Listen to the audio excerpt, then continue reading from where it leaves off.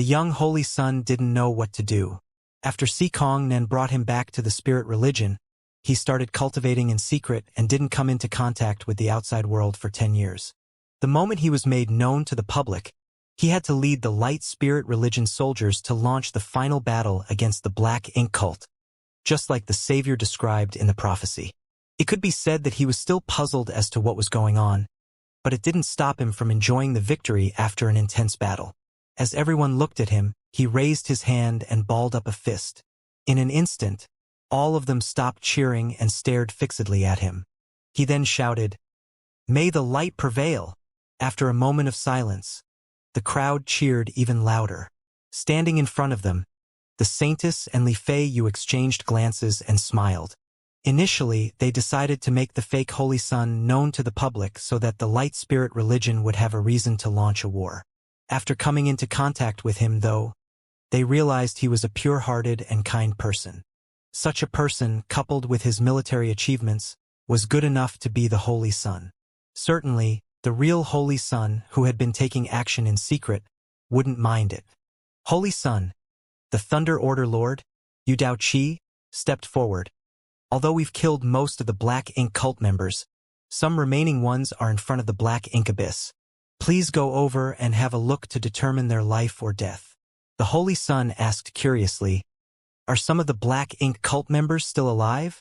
Yu Dao Qi replied, "They're the Night Chapter Master Xueji and her 4 blood slaves. It's her." The Holy Son nodded gently. "Certainly, I have to meet her. I heard that she had assassinated many Black Ink cult masters, including Yu Buzhou. If not for her help, we wouldn't have been able to win the war so easily." Regardless of what Xueji was like in the past, she had made a huge contribution to the fight against the Black Ink cult. Therefore, the young Holy Son was fond of her and thought that he should thank her in person. With the Holy Son and the Saintess leading the way, the spirit religion masters set off towards the Black Ink abyss. When they arrived, they realized the atmosphere was both gloomy and tense. Xueji and her blood slaves stood there in silence while some spirit religion masters confronted them. When the masters from the spirit religion saw the Holy Son and the others, they finally felt relieved. After Xueji killed Yu Buzhou, there was no doubt she was the most powerful cultivator in the world. When the spirit religion's Immortal Ascension boundary masters faced her, they felt immensely pressured. Even though Xueji merely stood there without doing anything, the crowd parted to the sides while the Holy Son walked up to Xueji. Yu Dao Qi secretly warned, "Be careful, Holy Son." The Holy Son nodded and stood in front of Xueji before saluting her. Light Spirit Religion's Wu Ding greets Senior Xueji. Xueji lifted her gaze and swept a glance over him before asking with a smile, "Are you the Holy Son?" Wu Ding scratched his head. "I think so. That's what everyone calls me." Xueji was surprised by his somewhat childish behavior, but a moment later, she shook her head with a smile. "You're still too green." Wu Ding replied respectfully, "You have a point, Senior.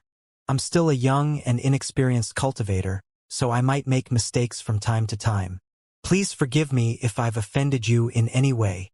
A helpless Xueji looked at him and sighed. "That's not what I meant." She knew that the young Holy Son must have misunderstood something. What she meant was that compared to her inscrutable master, the young Holy Son was still just a child. Although Yang Kai had never told her anything, she realized long ago that the true Holy Son described in the prophecy must be her master. The young man before her eyes was only a fake that the spirit religion had used to launch a war against the Black Ink cult. Initially, she was hostile towards this man, thinking that he had snatched the glory that belonged to his master, a truth which displeased her. However, when she saw the Holy Son's behavior for herself, she couldn't bring herself to loathe him. The Holy Son scratched his head again. Just as he was ready to speak, Yu Dao Qi bellowed all of a sudden, "Surrender without a fight, demon woman." Xueji turned to look at him, but she didn't have the intention of responding to him. So she glanced over at Li Fei Yu and said, "Big Sister Li, are you guys planning to kill me after everything I've done for you? If that's the case, couldn't you have warned me earlier so that I could get prepared?" Li Fei Yu shook her head. "That's not our intention. Don't read too much into it." The Order Lords were puzzled, feeling that there was something they were not aware of. Yu Daoqi questioned with a frown. What do you mean? Li Fei Yu explained. Xueji has sided with us. Previously, the Saintess told me to contact Xueji in secret. We have been coordinating with her so she could assassinate those Black Ink cult masters. It's because of her assistance that we've been able to march forward and destroy the enemy with ease over the past month. Hearing that, all of them were shocked. Sikong Nen muttered, Why have we never heard of it before? The Saintess said with a smile, We've decided to keep it a secret since the matter was both sensitive and of critical importance. Forgive me. Since the Saintess had admitted to it, that must be the truth. Moreover, given the outcome, Xueji had indeed made a huge contribution. At that moment, many of them looked at her with milder expressions. They were certainly pleased to have an ally like her. With a dark expression, Yu Daoqi said, You've acted rashly this time, Holy Saintess. Even if you refuse to tell us about it, you shouldn't have kept it a secret from the Holy Sun. After all, he is the Savior. The Holy Sun waved his hand. It's fine. It is true that I am inexperienced and know nothing about the current situation or how to handle it. Big Sister Saintess can continue to take charge of the spirit religion's affairs. Yu Daoqi was rendered speechless, thinking that the Holy Sun was no different from a wastrel trying to avoid responsibility at this moment. After a moment of silence, he followed up, In that case, you'd better leave now. You're the Knight Chapter Master from the Black Ink Cult. Although you've helped us a lot, we can't accept you. Xueji replied with a smile. I've never intended to join your religion. Yu Daoqi appeared perplexed. Since you don't want to join us, why did you betray the Black Ink Cult? A sense of longing appeared on Xueji's face as she replied, Because I found a higher goal to pursue. All of them were astounded, thinking that the woman might have misspoken.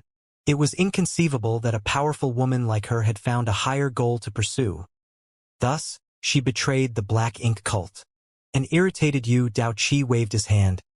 Regardless, we have nothing to do with each other from now on, and you mustn't commit any more crimes just because you're powerful. You can leave now. Xueji shook her head. I can't go. After a pause, she asked, Are you planning to explore the Black Ink Abyss secrets? Yu Daoqi nodded. The Black Ink Cult has been destroyed, but since the Black Ink Abyss is the source of the Black Ink Cult, we certainly have to look into it. We have to suppress and seal this place so that the Black Ink Cult will never return. The Order Lords nodded as it was indeed their plan. Xueji said, You should wait here then. Someone told me to stay here and make sure no one enters the Black Ink Abyss. Yu Daoqi snapped, Xueji, we are magnanimous enough to let you go since you've helped us a lot, but don't reach for a yard after we've given you an inch. Xueji smiled charmingly. I have my orders. If you want to enter the Black Ink Abyss, you must kill me first. At that moment, the Saintess appeared agitated and asked, Is he inside the Black Ink Abyss? Obviously, she knew who Xueji was referring to. It's no wonder I've never heard any news from him since the war started. He entered the Black Ink Abyss. In response, Xueji nodded gently. With a solemn expression, the Saintess asked, Did he say anything else? Xueji replied, He said the bottom of the Black Ink Abyss is extremely dangerous. I initially wanted to accompany and assist him, but he said I would only die meaninglessly if I followed him. Therefore, he ordered me to stay here and make sure no one else could get near the Black Ink Abyss. Upon hearing that, the Saintess nodded. The masters from the spirit religion were puzzled while Sikong Nen felt even greater pressure on his hunched back as he asked, Holy Saintess, is there something else we're not aware of? After they defeated the Black Ink Cult and took charge of the entire world, they were ecstatic. However, it wasn't until this moment that they realized many things had happened in the background without them noticing. The Saintess had no idea how to explain it to them, so she could only say, I'm not at liberty to discuss this further. Since it's that person's order, we'd better wait here. What do you say, Holy Sun? The Holy Sun nodded repeatedly. You have a point, Big Sister Saintess. A furious Yu Daoqi glared at the young Holy Sun. He wanted to tell the young man not to be easily fooled by a woman's beauty, for that would be dangerous.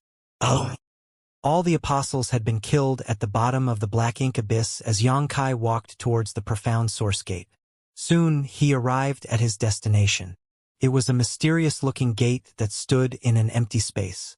The door was carved with intricate patterns, and every one of them seemed to be the essence of numerous grand daos.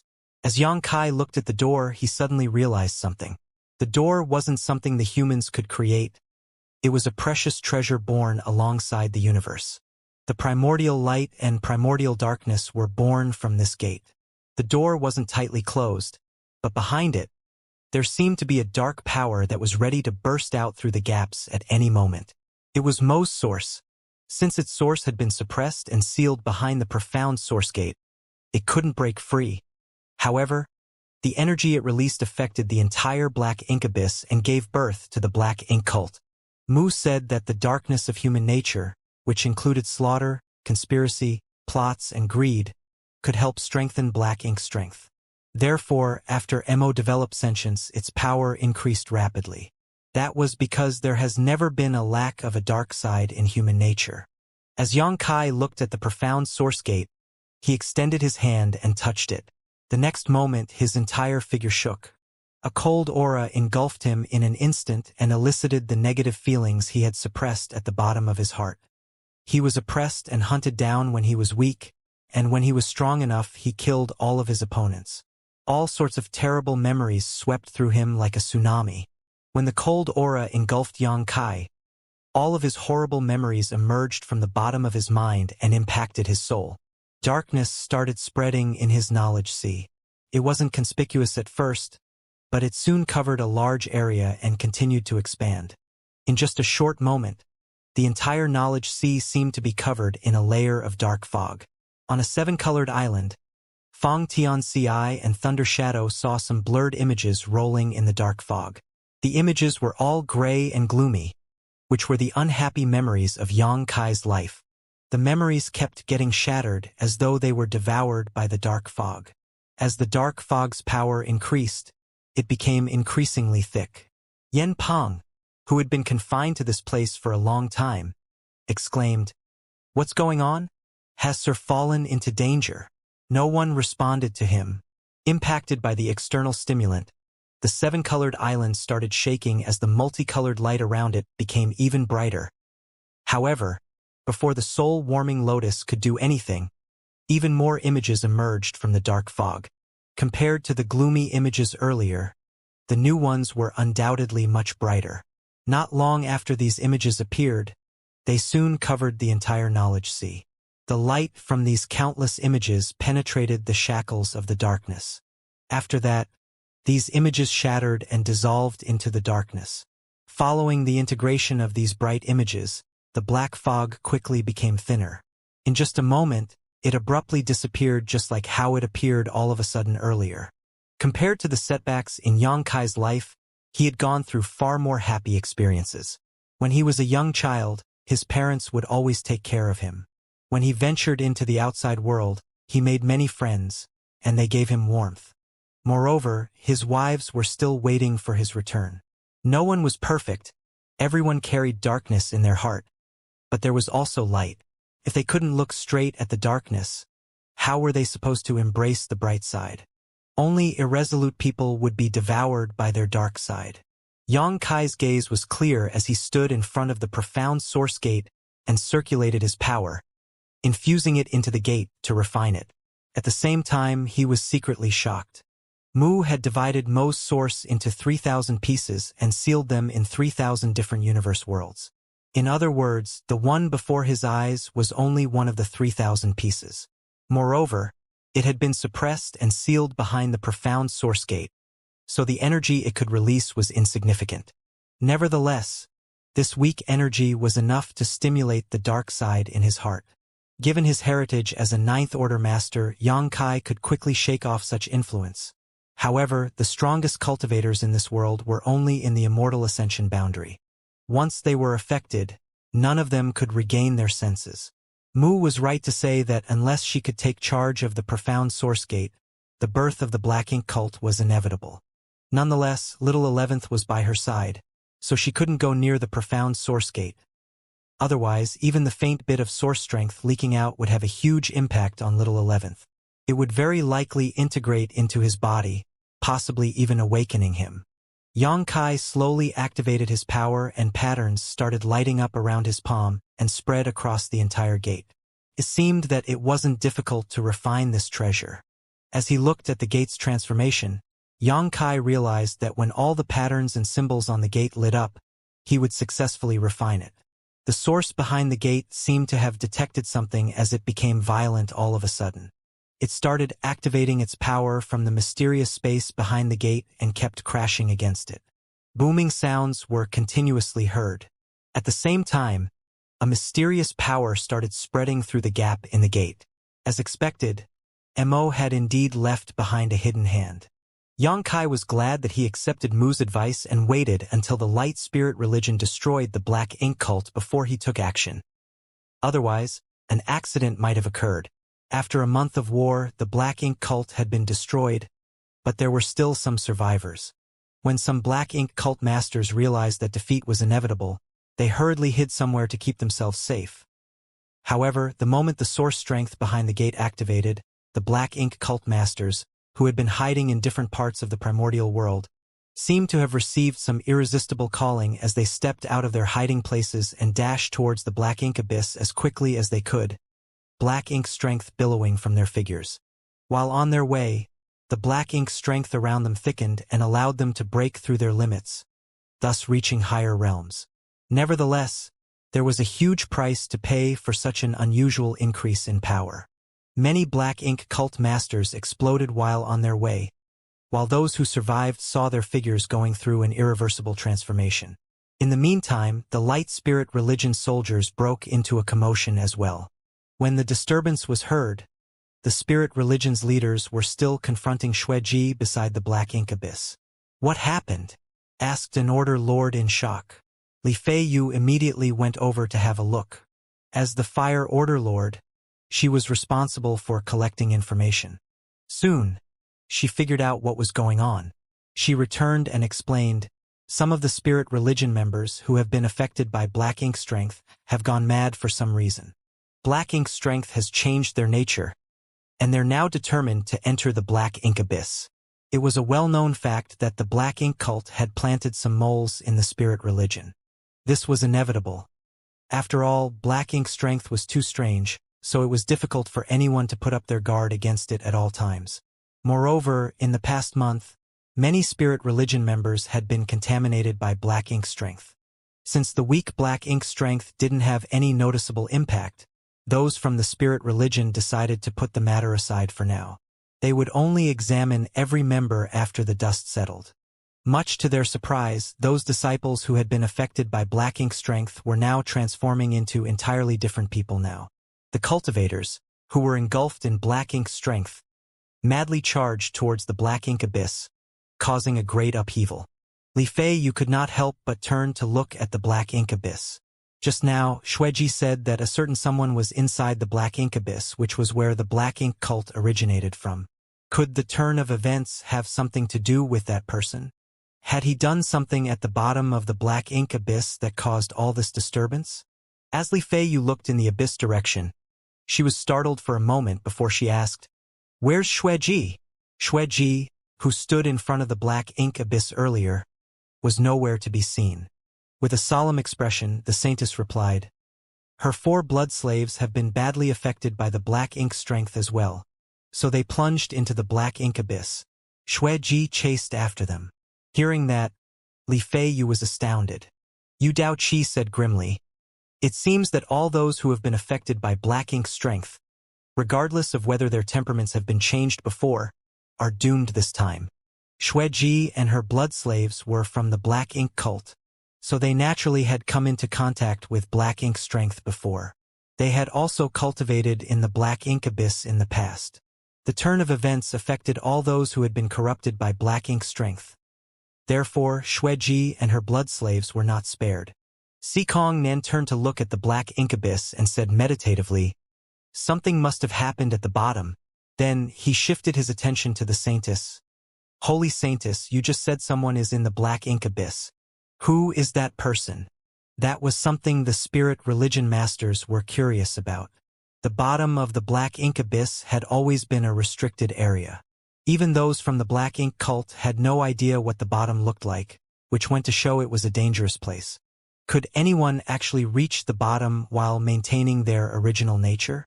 If they could find out who the person down there was, they would probably have an idea of what happened. Stop asking any further, order Lord Seekong. I can't explain it to you at this point. The saintess shook her head. Yu Daoqi couldn't help but bellow. Why are you still hiding it from us now, holy saintess? Given the current situation, regardless of who the person is, he can't possibly save himself. The saintess still shook her head and remained silent. Although she wasn't familiar with Yang Kai, she trusted the first-generation saintess unconditionally. Even if the turn of events was caused by Yang Kai, he must be able to survive. Just as Yu Daoqi was about to say something, his expression changed all of a sudden as he turned to look at the depths of the black ink abyss where a powerful aura was rising rapidly. The next moment, a red figure shot up and landed on the spot where she stood earlier. She was none other than Xue Ji, who dove into the black ink abyss to pursue her blood slaves. Presently, she looked battered with wounds all over her body. It was apparent that she had gotten into an intense fight earlier, but her aura remained quite intimidating. After she landed on the ground, she shot Yu Daoqi a look and said impassively, "My master is more powerful than you think. If you dare spout nonsense again, I'll kill you first."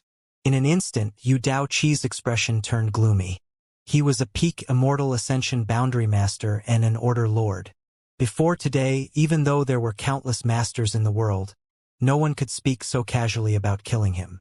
He had even exchanged moves with Yu Buzhou before, and although he was defeated, he still managed to escape with his life. However, since it was Xue Ji who threatened him now, he didn't have the guts to refute her. If he offended this crazy woman, he didn't have the confidence to flee from her and survive. Xue Ji had returned to this place with an even more intimidating aura than before. They were so astonished that they were oblivious to the shocking information she revealed in her words. Li Fei Yu asked in shock, "Why are you all right?" Xue Ji couldn't help but roll her eyes. "What could happen to me? Everyone corrupted by black ink strength has lost their sanity. Why are you still safe?" Upon hearing that, Xue Ji finally came to her senses. She looked at her hands and felt the power within her. When she realized what happened, she said with a smile, "That's why I said my master is more powerful than you think." When the sudden change occurred, her blood slaves were instantly affected as they turned around and charged towards the black ink abyss. Realizing that something was off, Xue Ji hurriedly pursued them. Upon confirming that her blood slaves were going to hurt Yang Kai, she quickly decided to kill them, despite having spent years nurturing them, before she returned. Usually, even though she could kill 4 third-order Immortal Ascension Realm Masters, she would have to pay a huge price. Nevertheless, she was the one who nurtured the blood slaves, after all. She had planted a restriction in every one of them. Also, the blood slaves could no longer perform their strongest combined attack techniques after losing their sanity. As such, even though it took Xue Ji some effort, she still managed to kill them all. When Xue Ji killed the blood slaves, she didn't read too much into it. It wasn't until she heard Li Fei use words that she realized something bigger was going on.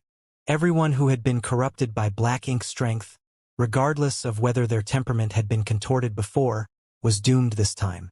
The bottom of the black ink abyss seemed to be deathly attractive to them as they charged towards it, no matter the cost. The blood slaves were the best examples. All 4 blood slaves had been completely loyal to Xue Ji, and she had even planted a restriction on each of them to ensure that. Still, they betrayed her without hesitation just now. However, there didn't seem to be anything wrong with her. She could feel that some black ink strength remained in her body, probably what she had previously refined in the black ink abyss. Nevertheless, the black ink strength seemed to have been suppressed by some different power, so it didn't have any impact on her. That power that suppressed the black ink strength was coming from her blood. It could only be the power she derived from her master's blood. While they spoke, the disturbance among the spirit religion's soldiers intensified. More and more beast-like growls were heard. The cultivators, whose temperaments had been corrupted by black ink strength, lost their sanity and turned into black ink disciples. Despite his age, the young Holy Son showcased his resoluteness as he ordered, "Order lords, please return and form a defense line. We can't let those who have been affected by black ink strength enter the black ink abyss, no matter what." He had no idea who the person that the Saintess had mentioned was, nor did he know what that person had done at the bottom of the black ink abyss. However, he knew what he was supposed to do now. Following his order, the Order Lords came to their senses while the Saintess looked approvingly at the Holy Son, who appeared pleased with this acknowledgement. Yu Daoqi looked coldly at him and thought that young men could be easily fooled by beautiful women. They had no idea that power was the best thing in the world. Despite being exasperated, he dashed forward and gathered his subordinates together as per the Holy Son's request. The other Order Lords started taking action as well, and soon, a war broke out. Following a month of the war, many people from the spirit religion had been corrupted by black ink strength. They were initially comrades, but they had to kill each other now. Many people didn't have the heart to do it, but the black ink disciples held nothing back. Since they were determined to enter the black ink abyss, they would do their best to remove any obstacles in their way. Upon realizing that these black ink disciples couldn't be saved, those from the spirit religion no longer held back. Everyone fell into a frenzy, and soon, the disturbance subsided. Just as they thought the turmoil was coming to an end, masters that were engulfed in black ink strength charged towards them from all directions. They were the black ink cult masters who had been hiding in different places. After they received the calling from the source strength in the black ink abyss, they came forward and revealed themselves. An even more intense war broke out. The spirit religion soldiers didn't have the heart to hurt their comrades, but they wouldn't go easy on those from the black ink cult. Xueji just stood silently beside the black ink abyss and listened to the sounds of the slaughter. She had to execute Yang Kai's command by killing anyone who tried to enter the black ink abyss. The upheaval lasted for several days. It wasn't until the last batch of black ink cultists were killed that peace was restored. No one cheered or felt happy this time. The spirit religion soldiers were exhausted as they lay on the ground, and as they looked at the corpses of their slain comrades, they felt sorrowful. The spirit religion masters gathered in front of the black ink abyss again. With Yu Daoqi in front of everyone, the Order Lords mounted pressure on Xueji. The sudden turn of events made them realize the importance of the black ink abyss. They had to find out what was hidden at the bottom of the abyss. Only by doing so could they prevent the same thing from happening again. However, Xueji never gave in, and her murderous intent permeated the air. The atmosphere beside the black ink abyss grew more intense by the day.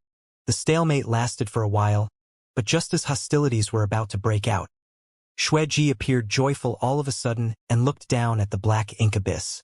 At the same time, all of them could feel an aura rising rapidly from the depths of the black ink abyss. What surprised them was that the power of the aura even surpassed that of Xueji. The next moment, a figure landed in front of Xueji, who went over and greeted the man. "Master!" Yang Kai nodded and gave her an approving look, but he raised his hand to stop her from approaching him. Presently, the space around him had been contorted as a repulsive force surrounded him. There seemed to be a mysterious power that was trying to destroy him. "It's you?" All the Order Lords were flabbergasted. All of them had seen Yang Kai before.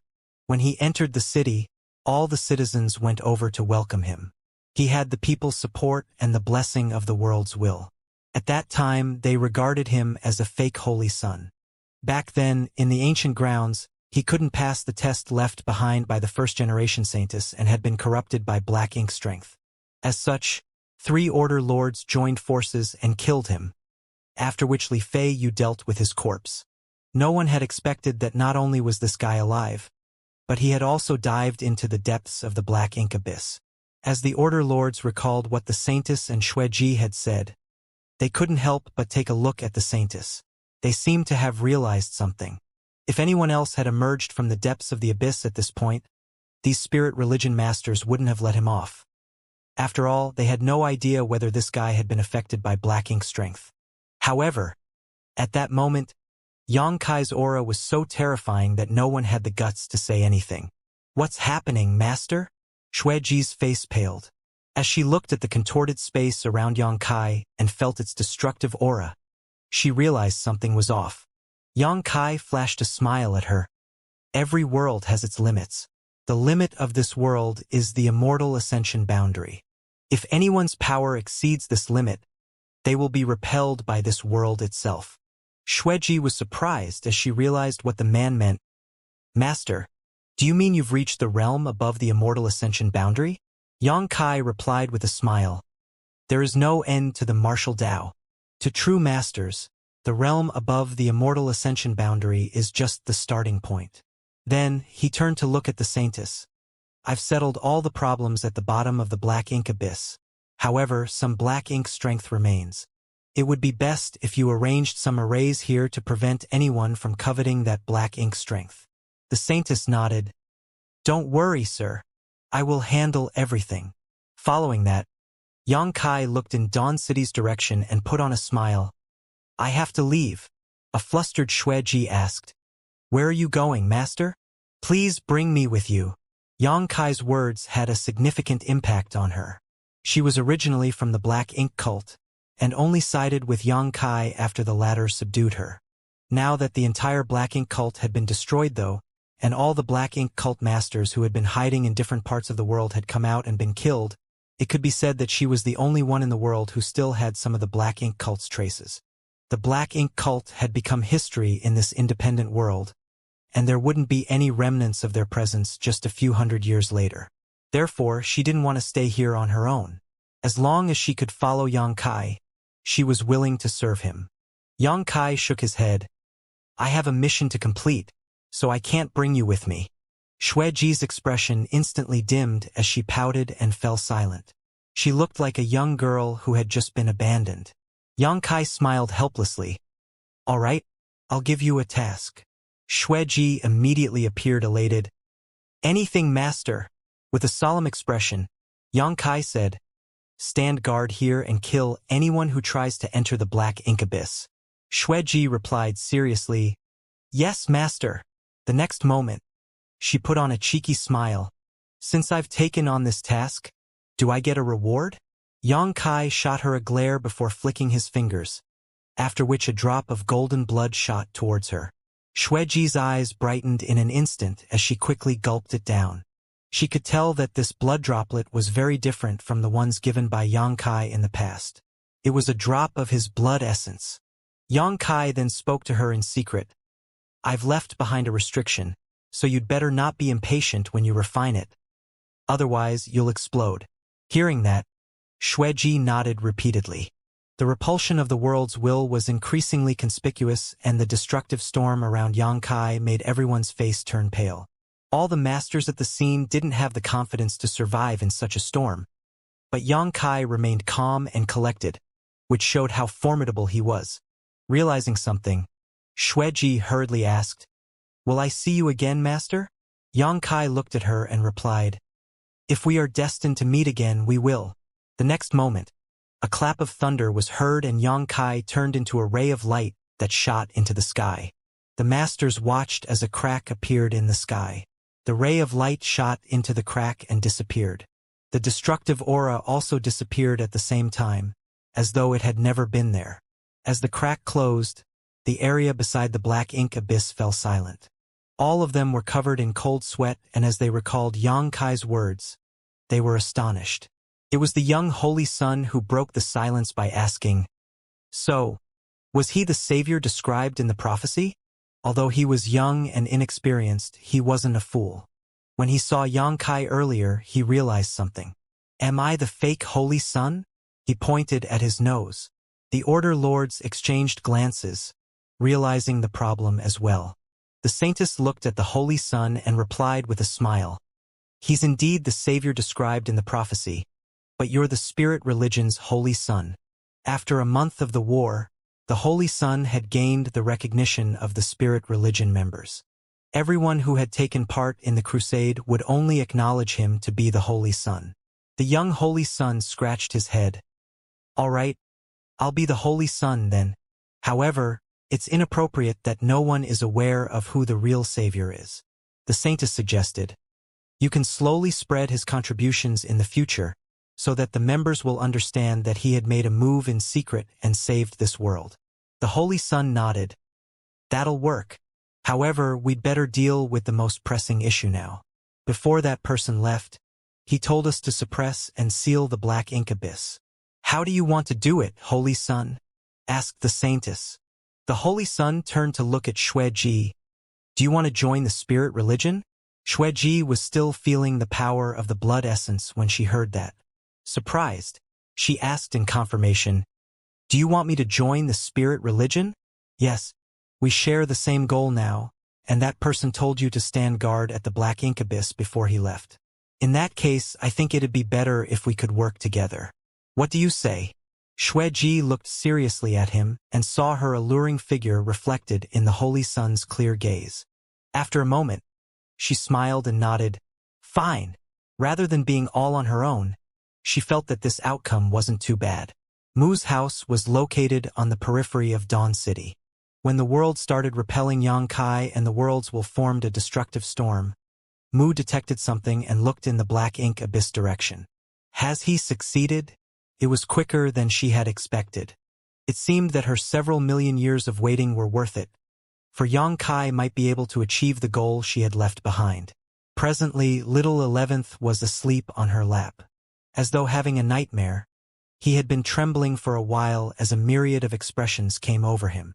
Sometimes he was full of murderous intent, and sometimes he appeared furious. His figure was already soaked in sweat. Just then, a clap of thunder sounded. Little 11th awakened in shock and looked dazedly at Mu. Then he pouted and started crying. Did you have a nightmare? Mu asked softly. Little 11th nodded repeatedly. In the dream, I saw you abandoning me, and you were getting further away from me. Mu placated him with a smile. It's just a dream. Little 11th sniffled and snuggled up to Mu. He held the woman's thighs tightly and said childishly, You mustn't abandon me, sixth sister. I'll have no one I can call family anymore. Mu patted his back. Don't worry. I'll never abandon you, and I'll always keep you company. Of course, when you become an adult one day, perhaps you'll find me annoying and run away. That will never happen. Little 11th frowned as he realized something was off. He then said, I think I've fallen ill, sixth sister. I'm feeling unwell. You'll feel better after some sleep.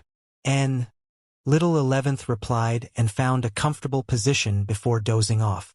Oh. As Yangkai traversed the void, he could feel a drawing force pointing out the direction for him. The drawing force wasn't the repulsive force from the primordial world.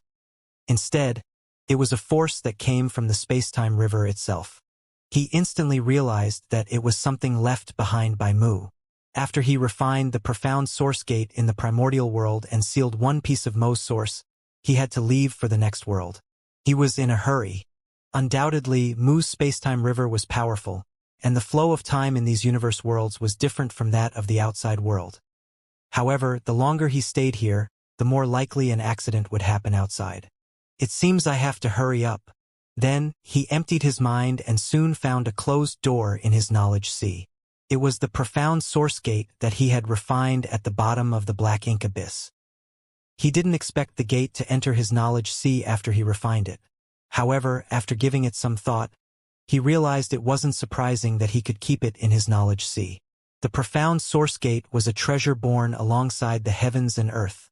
After all, it would be awkward if he had to carry the gate and move around. He already had the soul-warming lotus in his knowledge sea, and now there was the profound source gate. The sight was somewhat awkward. On the seven-colored island, Fong Tianci and Thunder Shadow exchanged glances with helpless expressions. This couldn't be helped. The moment the profound source gate abruptly appeared in the knowledge sea, Yen Peng became agitated. As his entire figure was engulfed in a cold aura, he soon went mad. The eerie gate seemed able to elicit the darkness in human nature. Yen Peng originally came from the black ink cult, so he couldn't be considered a good and kind person. Since he had done so many terrible things in life, it was only natural that he had a vast dark side in his heart.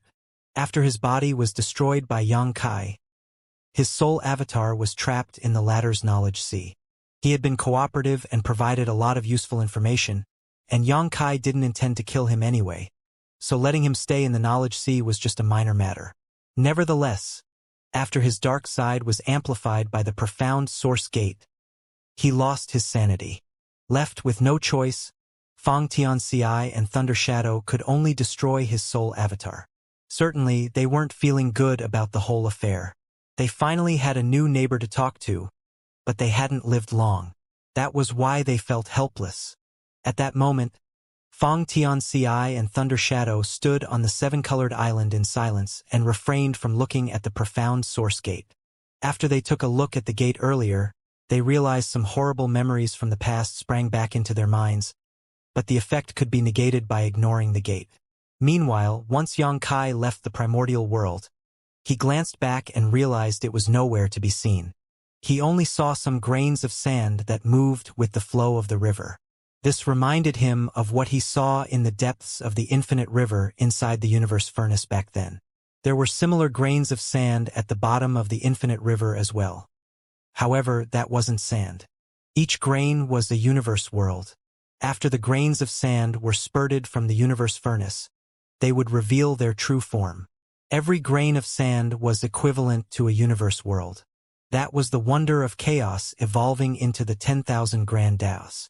The drawing force intensified as Xianxia traversed the space-time river and soon approached another grain of sand. That was the second world he had to enter. Without hesitation, Xianxia adjusted his direction and plunged straight into the world. Soon, the aura of a universe world came right at his face. Just like what happened when he entered the primordial world previously, he abruptly appeared in a universe world, after which his figure plummeted.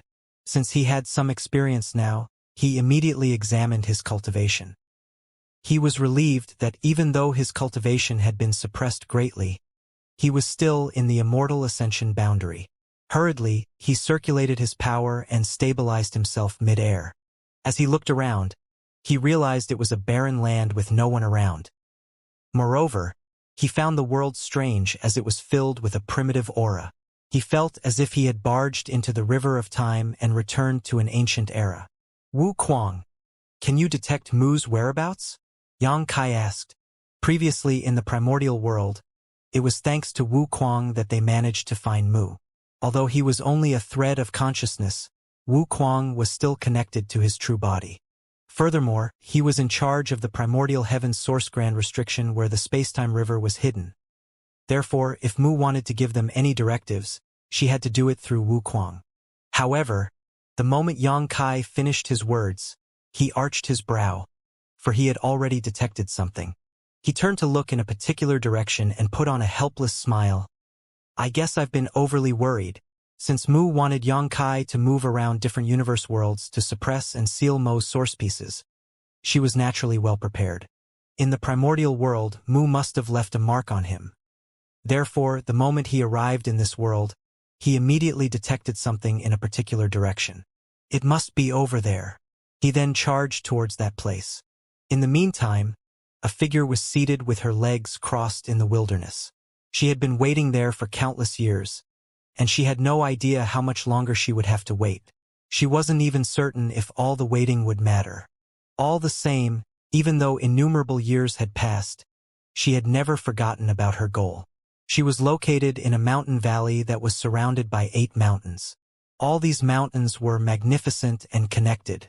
In the mountain valley there was an abstruse grand array. In the middle of the grand array, there was a dark rock that exuded an evil aura. The grand array, and even the mountains themselves, seemed to be suppressing the dark rock. With the help of the mountain range and the grand array, this place was where the entire universe world's power was gathered. Unlike Mu in Dawn City, this woman was undoubtedly more haggard, as though she hadn't gotten any rest for a very long time. The moment Xianxia barged into this independent world, she opened her eyes and lifted her sword from her lap. The weapon then turned into a ray of light and shot off into the distance. Following that, a beastly growl was heard from behind her. A huge ancient beast collapsed to the ground, and its blood dyed the ground red. The mountain valley was covered with huge skeletons, and every one of them belonged to an ancient beast. After so many years, she had lost count of how many ancient beasts she had killed. The sword returned and quietly landed in front of her without a drop of blood on it. Then, she slowly turned to look in a different direction. Her figure was stiff, as though she hadn't moved like this for a long time. This simple movement represented several 100,000 years of waiting. She put on a smile, for she could feel that all the waiting was finally worth it. In the distance, a figure was rushing towards her. The figure had a bit of her aura on him. It was thanks to the resonance between the shadows which allowed the newcomer to identify the direction he should head towards. He landed on the ground and exchanged glances with the woman. As Xianxia looked at how haggard the shadow appeared, he couldn't help feeling heartbroken. Feeling a lump in his throat, he was unable to speak for a moment. A while later, he saluted the woman and said, "Junior Xianxia greets Senior." Mu replied with a smile, "No need for formalities. You must have met me before." In response, Xianxia nodded.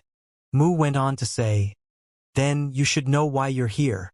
While Xianxia looked at the dark rock, Mu continued, "There are no humans in this world, only some ancient beasts that roam around. As such, you don't have to deal with any schemes or plots. Just move the dark rock away and use the profound source gate to suppress it." In the primordial world, it took Xianxia a lot of effort to refine the profound source gate and suppress Mo's source piece. So much to his surprise, his task in this independent world was rather simple. As though seeing through his thoughts, Mu explained with a smile, "Every universe world is different. Perhaps you'll come across similar situations again, but there will also be times when you have to work hard to achieve your goals. Go ahead. I've been waiting for far too long." "Yes," Xianxia replied respectfully.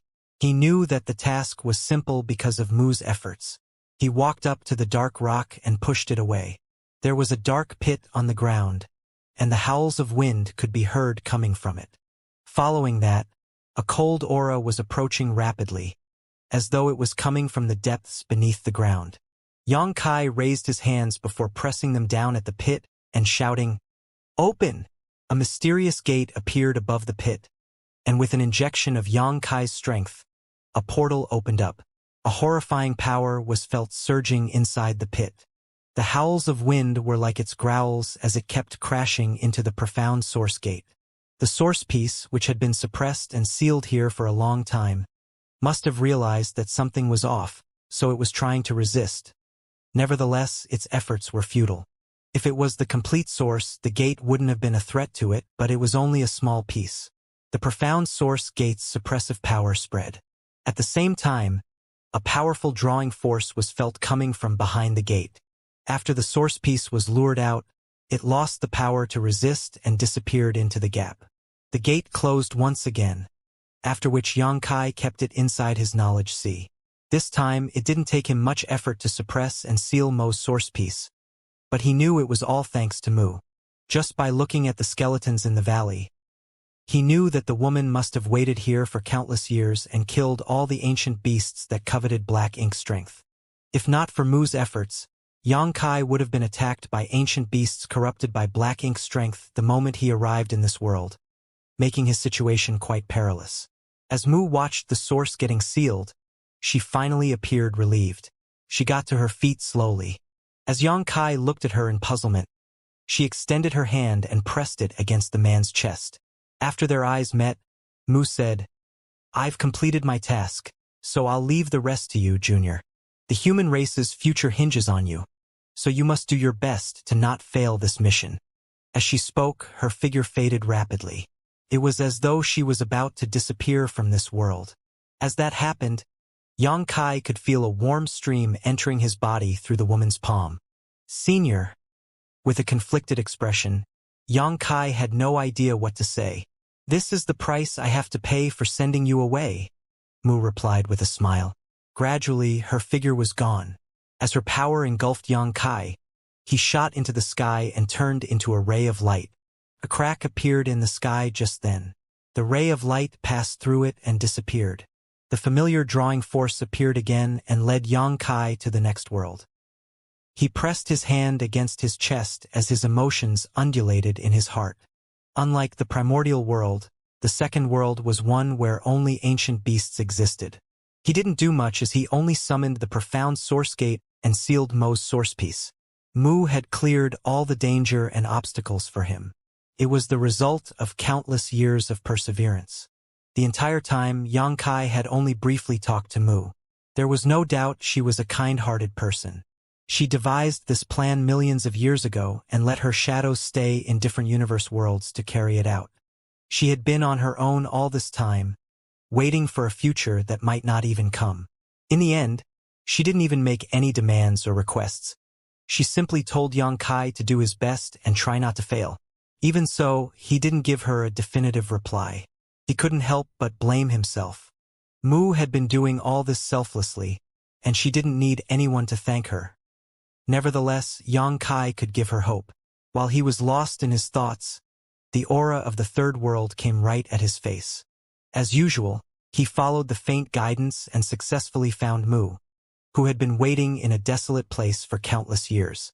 Before Mu could say anything, Xianxia muttered, "Senior, all the darkness will be dispelled by the light one day. The human race will have a bright future. All your contributions and efforts over the eons will be worth it." Mu stared fixedly at him with her mouth slightly open. With a confident expression, Xianxia flashed a smile at her. Mu put on a smile as well. In just a short time, she understood everything and nodded. "Good." She turned around and pointed in a particular direction. "Mo's source piece is over there. Go ahead." "Yes." Xianxia cupped his fist and strode towards the place.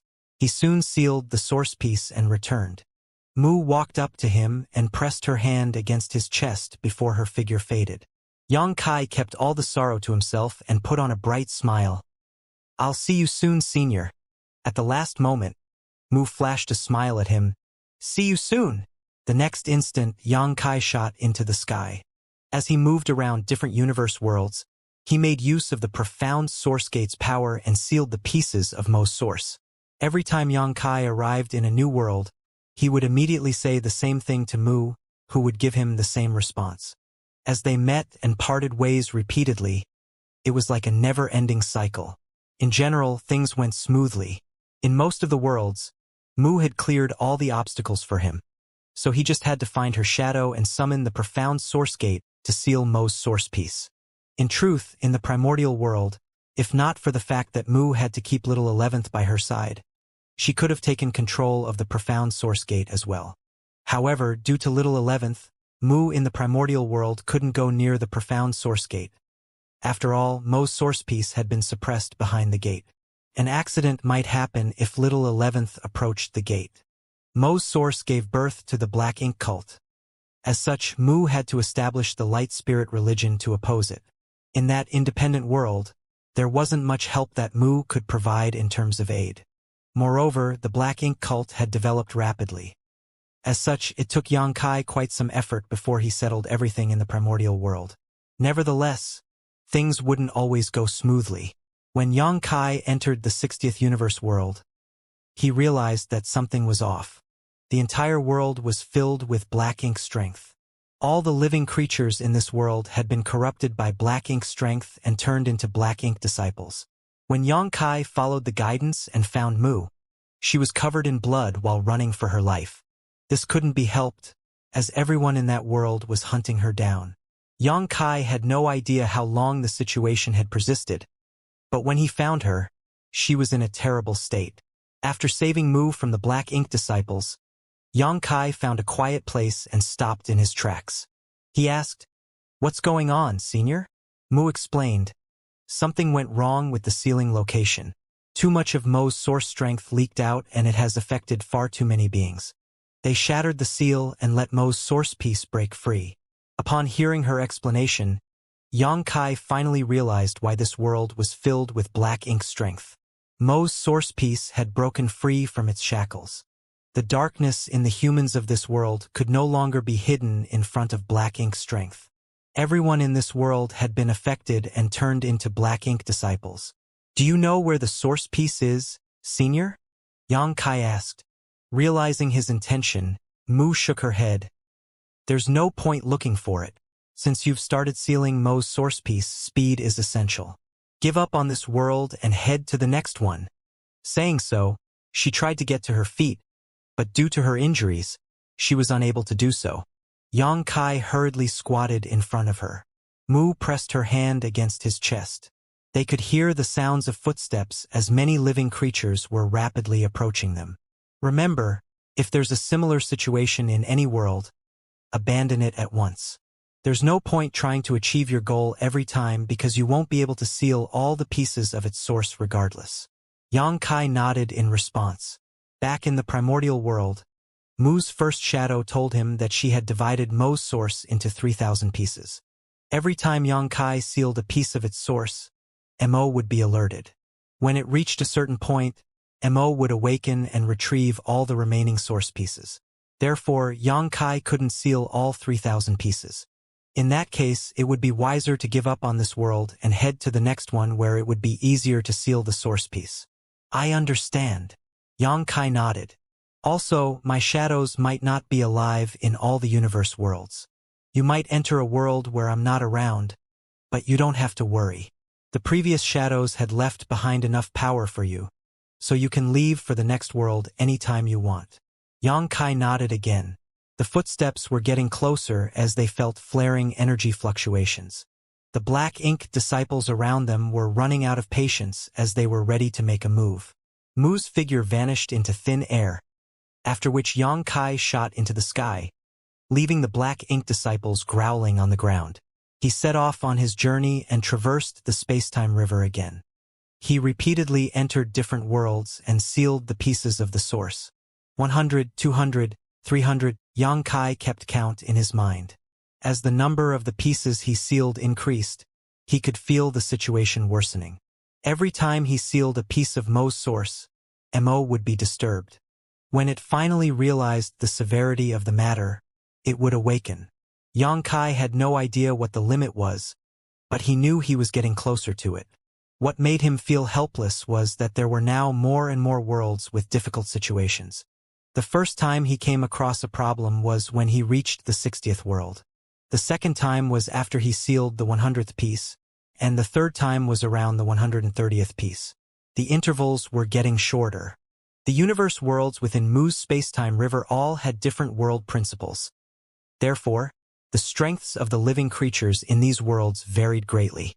However, her guidance seemed to be leading Yang Kai from the weakest to the strongest ones. Initially, the limit of the martial Tao in the universe worlds was only the immortal ascension boundary, but gradually it became the transcendent realm, then the saint realm, the saint king realm, the Tao source realm, and eventually the emperor realm. As the living creatures in those worlds became stronger, it became more difficult for Yang Kai to achieve his goal. After all, Mu's shadow was on her own in most worlds. The powerful creatures were naturally attracted to Mo's source strength, and once too many of them gathered together, even Mu's shadow couldn't stop them. Yang Kai followed Mu's advice. Every time he came across a fallen world, he would give up on it at once. Nevertheless, he would always look for Mu and integrate her last bit of power into his body. He wasn't after Mu's power. He just wanted to bring as much of her away as possible. As Yang Kai was swimming through Mu's space-time river, a great battle had erupted outside the primordial heaven's source grand restriction. After dealing with the Black Ink Clan reinforcement army, Yang Kai rushed ahead to investigate the situation at the primordial heaven's source grand restriction, while the Crusade force was a step behind, since they had to clean up the aftermath as well as rest and recover. But it was only a few days before the Crusade force set off as well. Through the space arrays set up by the Void Guard, the army was able to rapidly advance and soon reached the edge of the spiritless land. This was where the last universe temple was located. Something unexpected had happened at the primordial heaven's source grand restriction a few years back. The suppressing Black Ink army was swallowed up into the grand restriction and a large number of Black Ink clansmen poured out from the opening. The Void Guard could not set up a space array directly outside the grand restriction as it would simply be courting death. At the edge of the spiritless land, the army regrouped and a few days later, it set sail towards the primordial heaven's source grand restriction. After a month, the army arrived at the outer perimeter of the grand restriction, where a large battle immediately broke out. This was a war launched with all the forces the human race possessed, with millions of human soldiers fighting while being led over by 39th Order Masters. Originally, there were far fewer 9th Order Masters on the human race side. Including Xianxia, there were 10 of them before the attack on the No-Return Pass. However, the successful battle at the No-Return Pass provided a breakthrough opportunity for many rising stars, many of whom succeeded in advancing. 23 people attempted to break through, and the outcome was that 3 failed while 20 succeeded. As a result, the 9th Order Masters reached the 30 mark. Afterwards, more Masters broke through to the 9th Order as well. Now, there were more than 39th Order Masters in the Crusade force. Thousands of years ago, through a series of devastating losses, culminating in the Barren Territory War, the veteran 9th Order Masters were decimated until only Xiao and Wu Qing remained. After several thousand bitter years passed, though, the human race had finally restored some of its foundation. More than 39th Order Masters, millions of soldiers, and powerful warships filled the battlefield. The power of the entire human race had gathered here today. However, the Black Ink clan was not to be underestimated either. The primordial heavens source grand restriction had been around for millions of years. During these years, Black Ink's strength increased constantly, but it had reached a limit. Even if it kept increasing, it would be difficult to break through the grand restriction. Thus, much of the Black Ink strength accumulated had been used to create more Black Ink clansmen. One could say that within the primordial heavens source grand restriction, the Black Ink clan's forces had already accumulated to a terrifying number. If Mu had not brought out her hidden hand to put Mo to sleep back then, the primordial heavens source grand restriction would most likely have been destroyed and the Black Ink clan could have swept over the entire universe. It was Mu who gave the human race a final chance, allowing them to create the current situation. Currently, the primordial heavens source grand restriction was still under Wu Kuang's control. Even though the opening in the grand restriction had expanded significantly, it still had a limit, which restricted the speed of the Black Ink clansmen's escape. Furthermore, royal lords still found it incredibly difficult to pass through. If they forced their way out, it would severely damage their foundation, which had been proven by past attempts. When the Crusade force arrived at the Grand Restriction, a large army of Black Ink clansmen had already gathered outside, numbering over 100 million.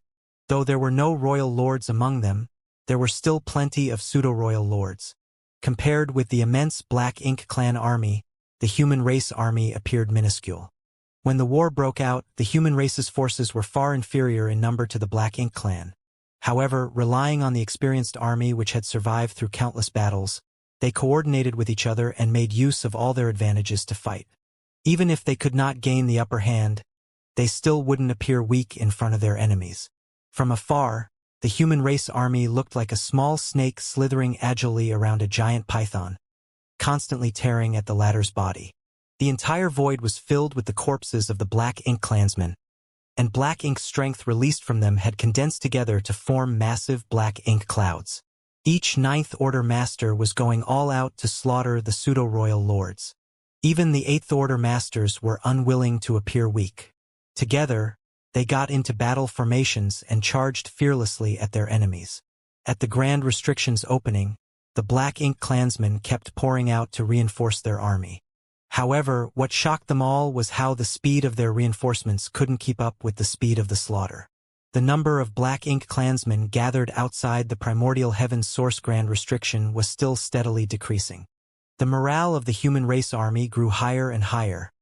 However, Mi Jingluan, who was standing by at the command center of the human race army, did not show any joy on his face.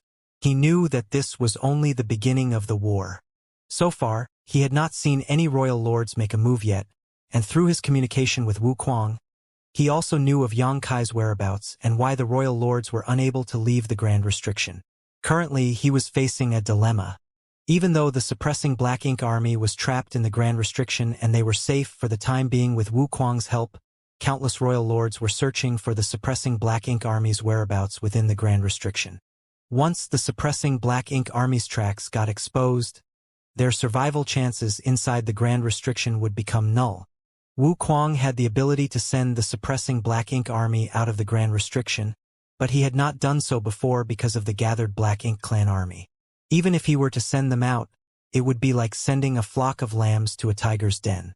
Instead, it was better to let the suppressing Black Ink army to continue hiding inside the Grand Restriction where he could look after them.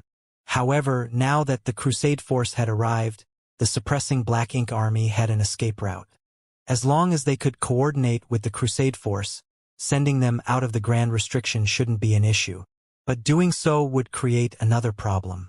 The opening in the Grand Restriction had been torn numerous times already, and each time, it caused irreparable damage to the Grand Restriction. In order to send the suppressing Black Ink army out, Wuquang would have to widen the gap in the Grand Restriction wider. Currently, the opening in the Grand Restriction could only allow Black Ink clansmen weaker than royal lords to pass through. If a royal lord were to force their way out, it would severely damage their strength, which was why they were all still hiding within the Grand Restriction. If the opening was expanded, then the royal lords might be able to enter and leave the Grand Restriction freely. There were a large number of royal lords within the Grand Restriction, and if they joined the battlefield, the pressure that the Crusade force would have to bear would be far more than what they were facing now, which meant that the intensity of the battle would also shoot straight up. This was the dilemma that Mi Jingluan was currently facing. The suppressing Black Ink army was in danger, but the cost of saving them was allowing royal lords to join the battlefield. However, an answer had already appeared in his heart. It was imperative that they save the suppressing Black Ink army. Without even mentioning that the suppressing Black Ink army was composed of elites from the human race who had guarded the primordial heaven source Grand Restriction for over 2,000, there was also Divine Dragon Fuguang among them. Many of Yang Kai's family members also belonged to the suppressing Black Ink army. For all these reasons, Mi Jingluan could not simply abandon them. If those who made great contributions were left to die, it would devastate the morale of the other soldiers.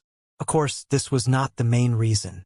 From another perspective, eliminating the Black Ink clan here would not directly affect the outcome of the war. No matter how many pseudo-royal lords they killed, or how many Black Ink clansmen were slaughtered, it would only weaken the Black Ink clan's strength but not shake their foundation. No one knew how many Black Ink clansmen were still hiding within the primordial heaven's source Grand Restriction. Not even Wuquang. The royal lords within the Grand Restriction were something that they would have to face sooner or later. While Wuquang still had control over the primordial heaven source Grand Restriction, it would be better to let out some royal lords and kill them, rather than allowing all of them to rush out all at once when the Grand Restriction inevitably collapsed. Based on the current situation, tearing open another opening in the Grand Restriction and allowing the royal lords to pass through was beneficial for them as it could alleviate some of the pressure in advance. Therefore, it was both morally and tactically sound to say that saving the suppressing Black Ink army was a necessary move. What was more, the human race still had some cards up their sleeves. They hadn't revealed all of their strength yet. With an idea in mind, Mi Jingluan and Wuquang discussed with each other and soon agreed on a plan. The movement of the human race army quickly changed. Originally, the army of millions remained mobile, using superior mobility to harass the Black Ink clan army since they were outnumbered by them. If they wanted to kill more enemies, they had to preserve their strength as much as possible. But now, the human race army suddenly gathered all their mass and recklessly charged towards the opening in the primordial heaven source Grand Restriction. The human masters took up position on the outer periphery, forming a defensive shield around the troops, while the slightly weaker soldiers gathered at the center, enhancing the army's strength. The Black Ink clan had not in any way expected that the humans would suddenly change their strategy. Since the Black Ink clan's deployment was not as tight as their opponents, the human race army easily rammed through their lines and breached their defenses. The human race army advanced straight through the gaps, paving multiple paths towards the Grand Restriction's opening using the blood and remains of the Black Ink clansmen. Just as the Crusade force approached the opening, the Grand Restriction suddenly expanded like the mouth of a ferocious beast and spat out the suppressing Black Ink fortress. The timing was perfect. This success had to be credited to Wuquang's guidance. Without him, the suppressing Black Ink army would never be able to break out of the Grand Restriction at such an apt time. If they had done it too early, they would have been surrounded by the Black Ink clan army. Too late, and the human race army would have suffered heavy losses. The human race army coalesced into a single force and did not pause for even a moment. When the suppressing Black Ink army in control of the suppressing Black Ink fortress merged with the rest, they broke through the encirclement of the Black Ink clan and flew out. It was only once they reached a suitable distance that they reorganized their formations. The first clash between the Human Race Army and Black Ink Clan Army ended with a resounding victory for the humans, but everyone knew that this was just the beginning. There was no time to rest on this battlefield. Once the fighting began, one should only seek to rest in death. Powerful auras emerged from the opening in the Grand Restriction soon after, and the vague silhouettes of many figures could be seen moving restlessly through the dark opening. Royal Lords. The faces of all the masters of the human race became solemn since the number of figures visible was not by any means small. During their first crusade, the Black Ink clan had deployed some 300 royal lords in total, which was 3 times the number of Ninth Order masters at the time. Though not so many royal lords were gathered at the opening at this moment, there were at least 40 of them. Moreover, this was just the beginning. There would definitely be more royal lords who received the news and rushed out from the depths of the Grand Restriction soon. Mi Jingluan had already tried to overestimate the Black Ink clan's heritage as much as possible, but he realized that he had still underestimated them in the end. The royal lords didn't immediately rush out of the Grand Restriction as they weren't sure if the current opening would allow them to pass through safely. After a brief hesitation, one of the royal lords stepped forward. As soon as he took a step forward, the royal lord appeared outside the Grand Restriction and stood frozen in place for a moment, clearly surprised at how smoothly he had passed through. Even more royal lords stepped through the opening soon after, the convergence of their heaven-shaking, earth-moving auras distorting the void around them. Each royal lord's gaze was fixed in the direction of the Human Race Army, expressions of cruelty and bloodlust clear on their faces. On Puryang Pass, Mi Jingluan looked on coldly before tossing out an object and shouting, "Go!" It was a round, bead-like object. Under the blessing of a Ninth Order master's strength, the small round bead quickly broke through the heavy blockade of the Black Ink clan and reached the royal lords.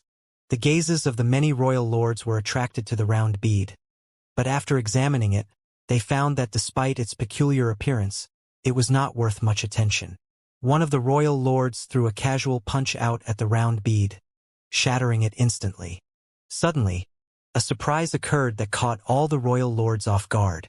When the round bead was shattered, countless universe fragments appeared out of nowhere, as if they were the remains of the round bead.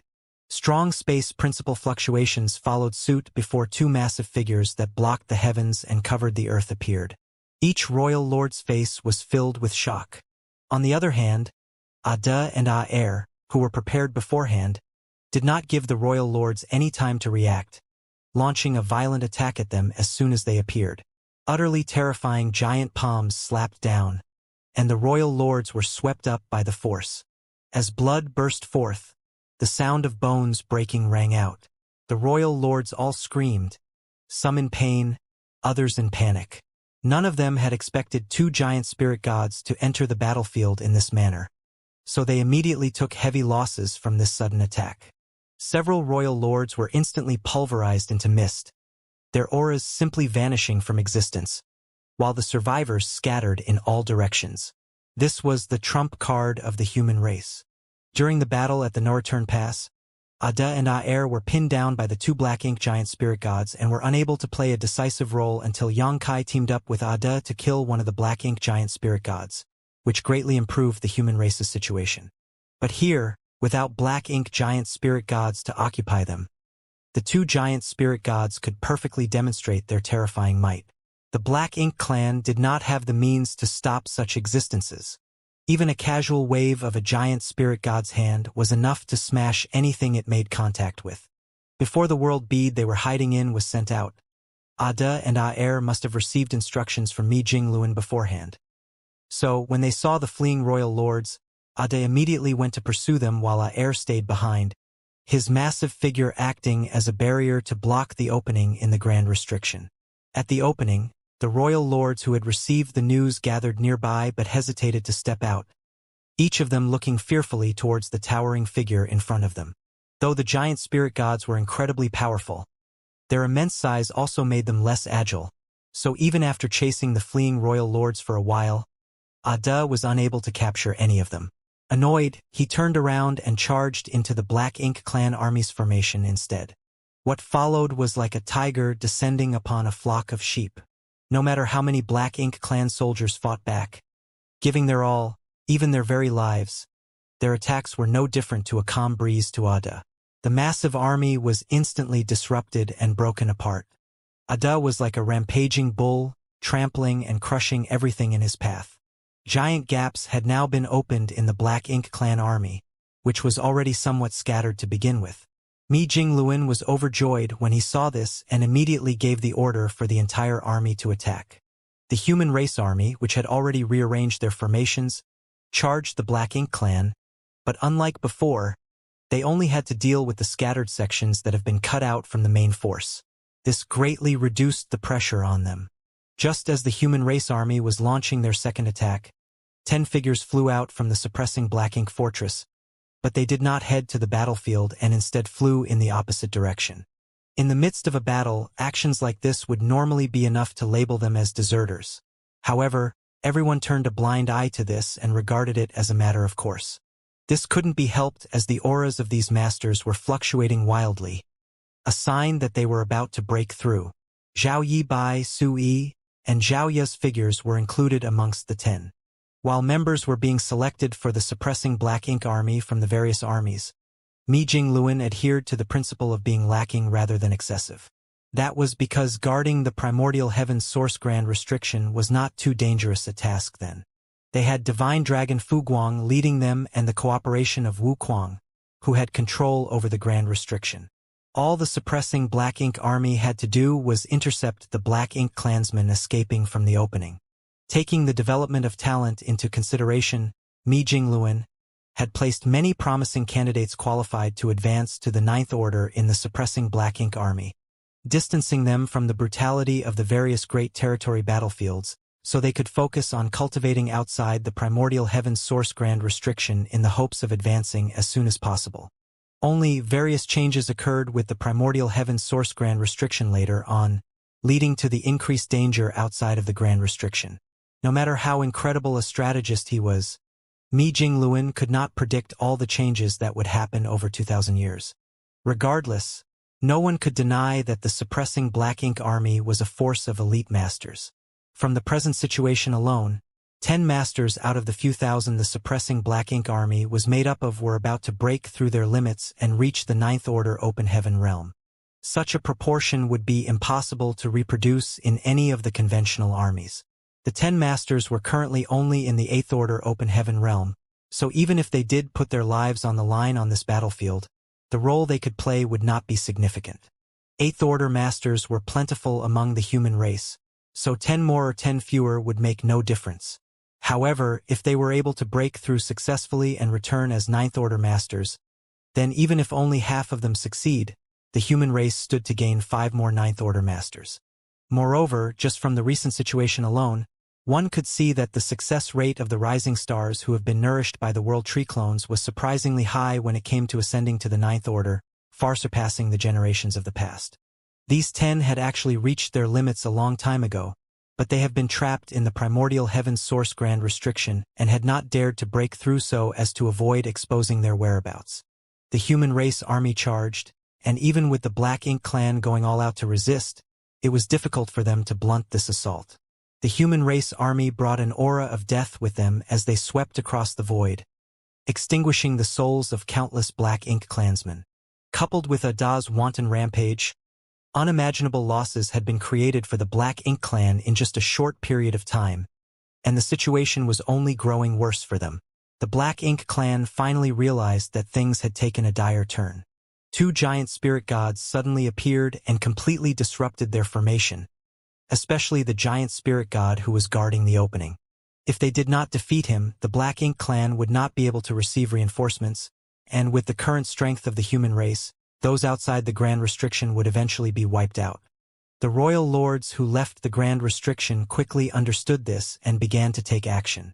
Fortunately for them, the humans were unable to divide their forces at this moment, and even the Ninth Order masters dared not rashly move independently. If they were trapped in the vast sea of Black Ink clansmen, no one can guarantee that they would be able to escape alive. Under this situation, as long as the royal lords did not actively provoke the human race army, they would not need to engage the Ninth Order masters. On the other hand, the only one who could act recklessly in the midst of the Black Ink clan army, Ada, was not very bright. Once his blood began pumping, he simply moved towards wherever there were more foes to deal with, so it was difficult for the human race army to coordinate with him even if they wanted to. Seeing this, the royal lords regrouped and charged brazenly towards Aer. Naturally, just 1 or 2 royal lords would not be a match for Aer. In fact, not even 10 of them would be able to deal with him. However, the number of royal lords that came out of the Grand Restriction was far greater than that. More than 40 royal lords charged towards Aer from all directions, and powerful secret techniques were launched one after another. Even a being as powerful as a giant spirit god staggered under such a heavy bombardment. Aer roared as he kicked and punched randomly, launching heaven-destroying, earth-shattering attacks one after another.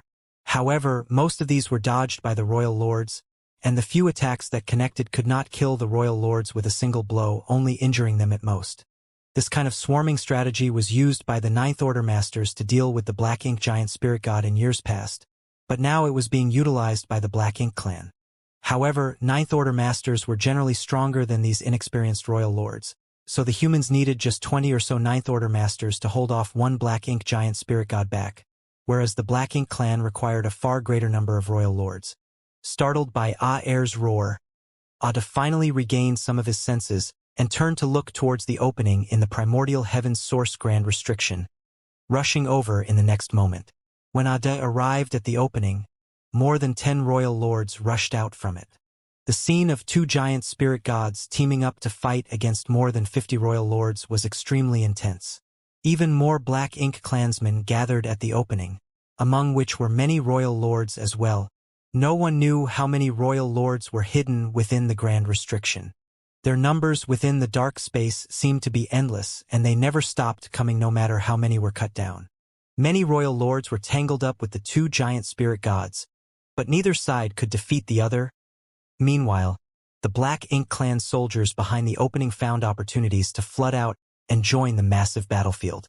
On pure Yang Pass, Mi Jing Luan's expression was solemn.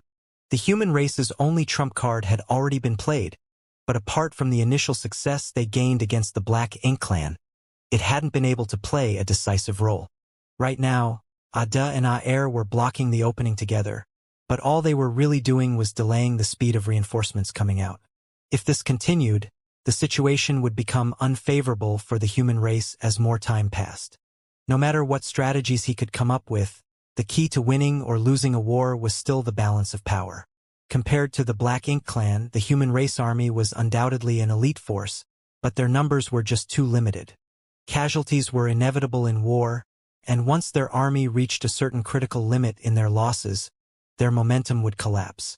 When that time came, the human race army's fate on this battlefield surrounded by enemies would be tragic.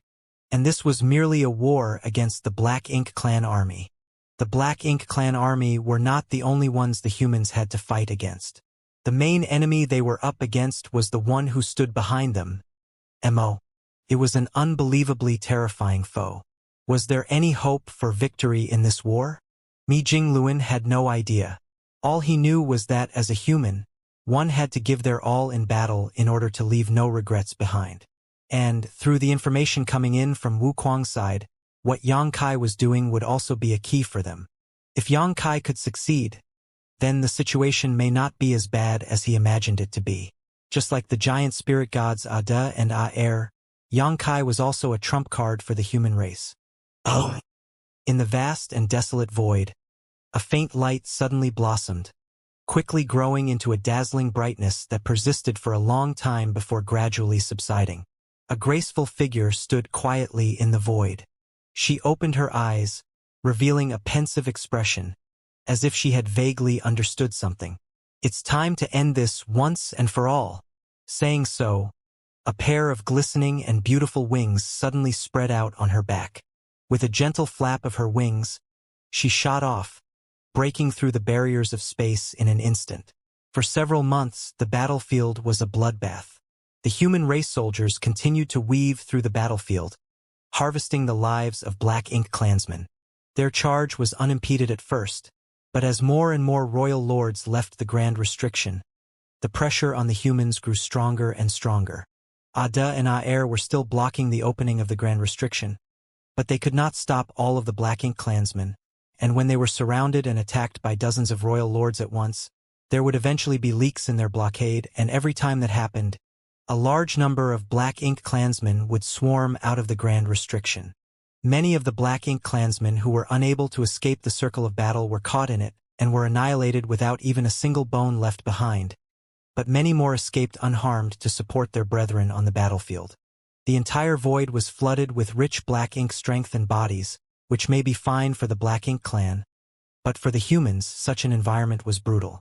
Since the soldiers were constantly consuming purifying Black Ink pills, their medicinal efficacies were falling steadily. Ordinarily, the medicinal efficacies of a single purifying Black Ink pill would last for a few days, but after a months-long high-intensity fight, the medicinal efficacies of purifying Black Ink pill were only lasting less than 6 hours each now. Despite how many purifying Black Ink pills the humans had stockpiled beforehand, there was still a limit in the end. The same went for purifying light. Once the purifying Black Ink pills and purifying light ran out, regardless of how much of an advantage the humans had at that point, it would be hard to maintain it going forward. After fighting for so long, the human race army could no longer maintain the same intensity in battle. Now, when they charged, only half of the soldiers fought while the other half took the opportunity to rest and recover. This was the only method that Mi Jingluan could employ to maintain the combat capabilities of the human race army. But this plan would not work in the long term. As the number of royal lords increased, the pressure was also increasing for the humans, and the casualties were also rising at an alarming rate. The only comforting thing was that 8 of the 10 rising stars from the suppressing Black Ink army were able to advance to the Ninth Order. Including the Ninth Order Masters they had before, the total number of Ninth Order Masters now broke through the 40 mark. This was probably the final number of Ninth Order Masters for the human race. Before this war ended, no one else would be able to safely break through again. Among the 8 newly advanced Ninth Order Masters, Xianxia's 3 legacy disciples were the most conspicuous. The 3 of them joined forces to perform Xianxia's unique secret technique, the Sun and Moon Divine Wheel, killing more than 10 royal lords over the course of this battle. One should know that all 3 of them were in the Ninth Order now, so together, the might of the Sun and Moon Divine Wheel that they executed was even more powerful than even Xianxia's. Moreover, Xianxia's Sun and Moon Divine will only contain space-time strength. But their version also had the power of Xiaoya's spear principles mixed in, which made it even more domineering. Even though the trio had just broken through, this secret technique was not something that the royal lords could resist. Unfortunately, the consumption of this secret technique was too great for the 3 of them, and they could only use it once a day. However, every time they did, a royal lord had died. The royal lords naturally took note of this, and whenever the trio appeared, multiple royal lords would move to engage them in a fight to the death. The human race army kept wandering the battlefield and fighting, slaughtering countless Black Ink clansmen, but the losses they sustained were also shocking. This seemed to be a war that would not end until both sides were wiped from existence. Despite having achieved far more than they ever had in any battle in the past, Mi Jingluan on Pure Yang Pass did not feel happy, and that was because he could not see any hope of winning this war even now. The 2 giant spirit gods were still guarding the opening at the Grand Restriction. These 2 had restrained dozens of royal lords and even killed some occasionally, but they were conveyed in wounds and nobody knew how much longer they could persist. Once their support fell, the opening of the Grand Restriction would be left completely open and the Black Ink clan could come pouring out in far vaster numbers. Every Ninth Order Master was draining a great amount of power. Not one of the 40-plus Ninth Order Masters was without injury. Some had even sustained such great damage from the royal lords that they almost lost their lives. Eighth Order Masters were also struggling to maintain their battle formations. While the battle formations allowed the Eighth Order Masters to become more powerful, it was also a burden on them, especially for those acting as the core of the formation. The pressure they faced was much more compared to that of the other Eighth Order Masters. It was not a problem for a short period, but it was difficult for even the Eighth Order Masters to maintain a battle formation for an extended time. At the beginning of the war, the Eighth Order Masters were still able to form 7 stars and 6 paths formations, but even the 6 paths formation could no longer be seen now.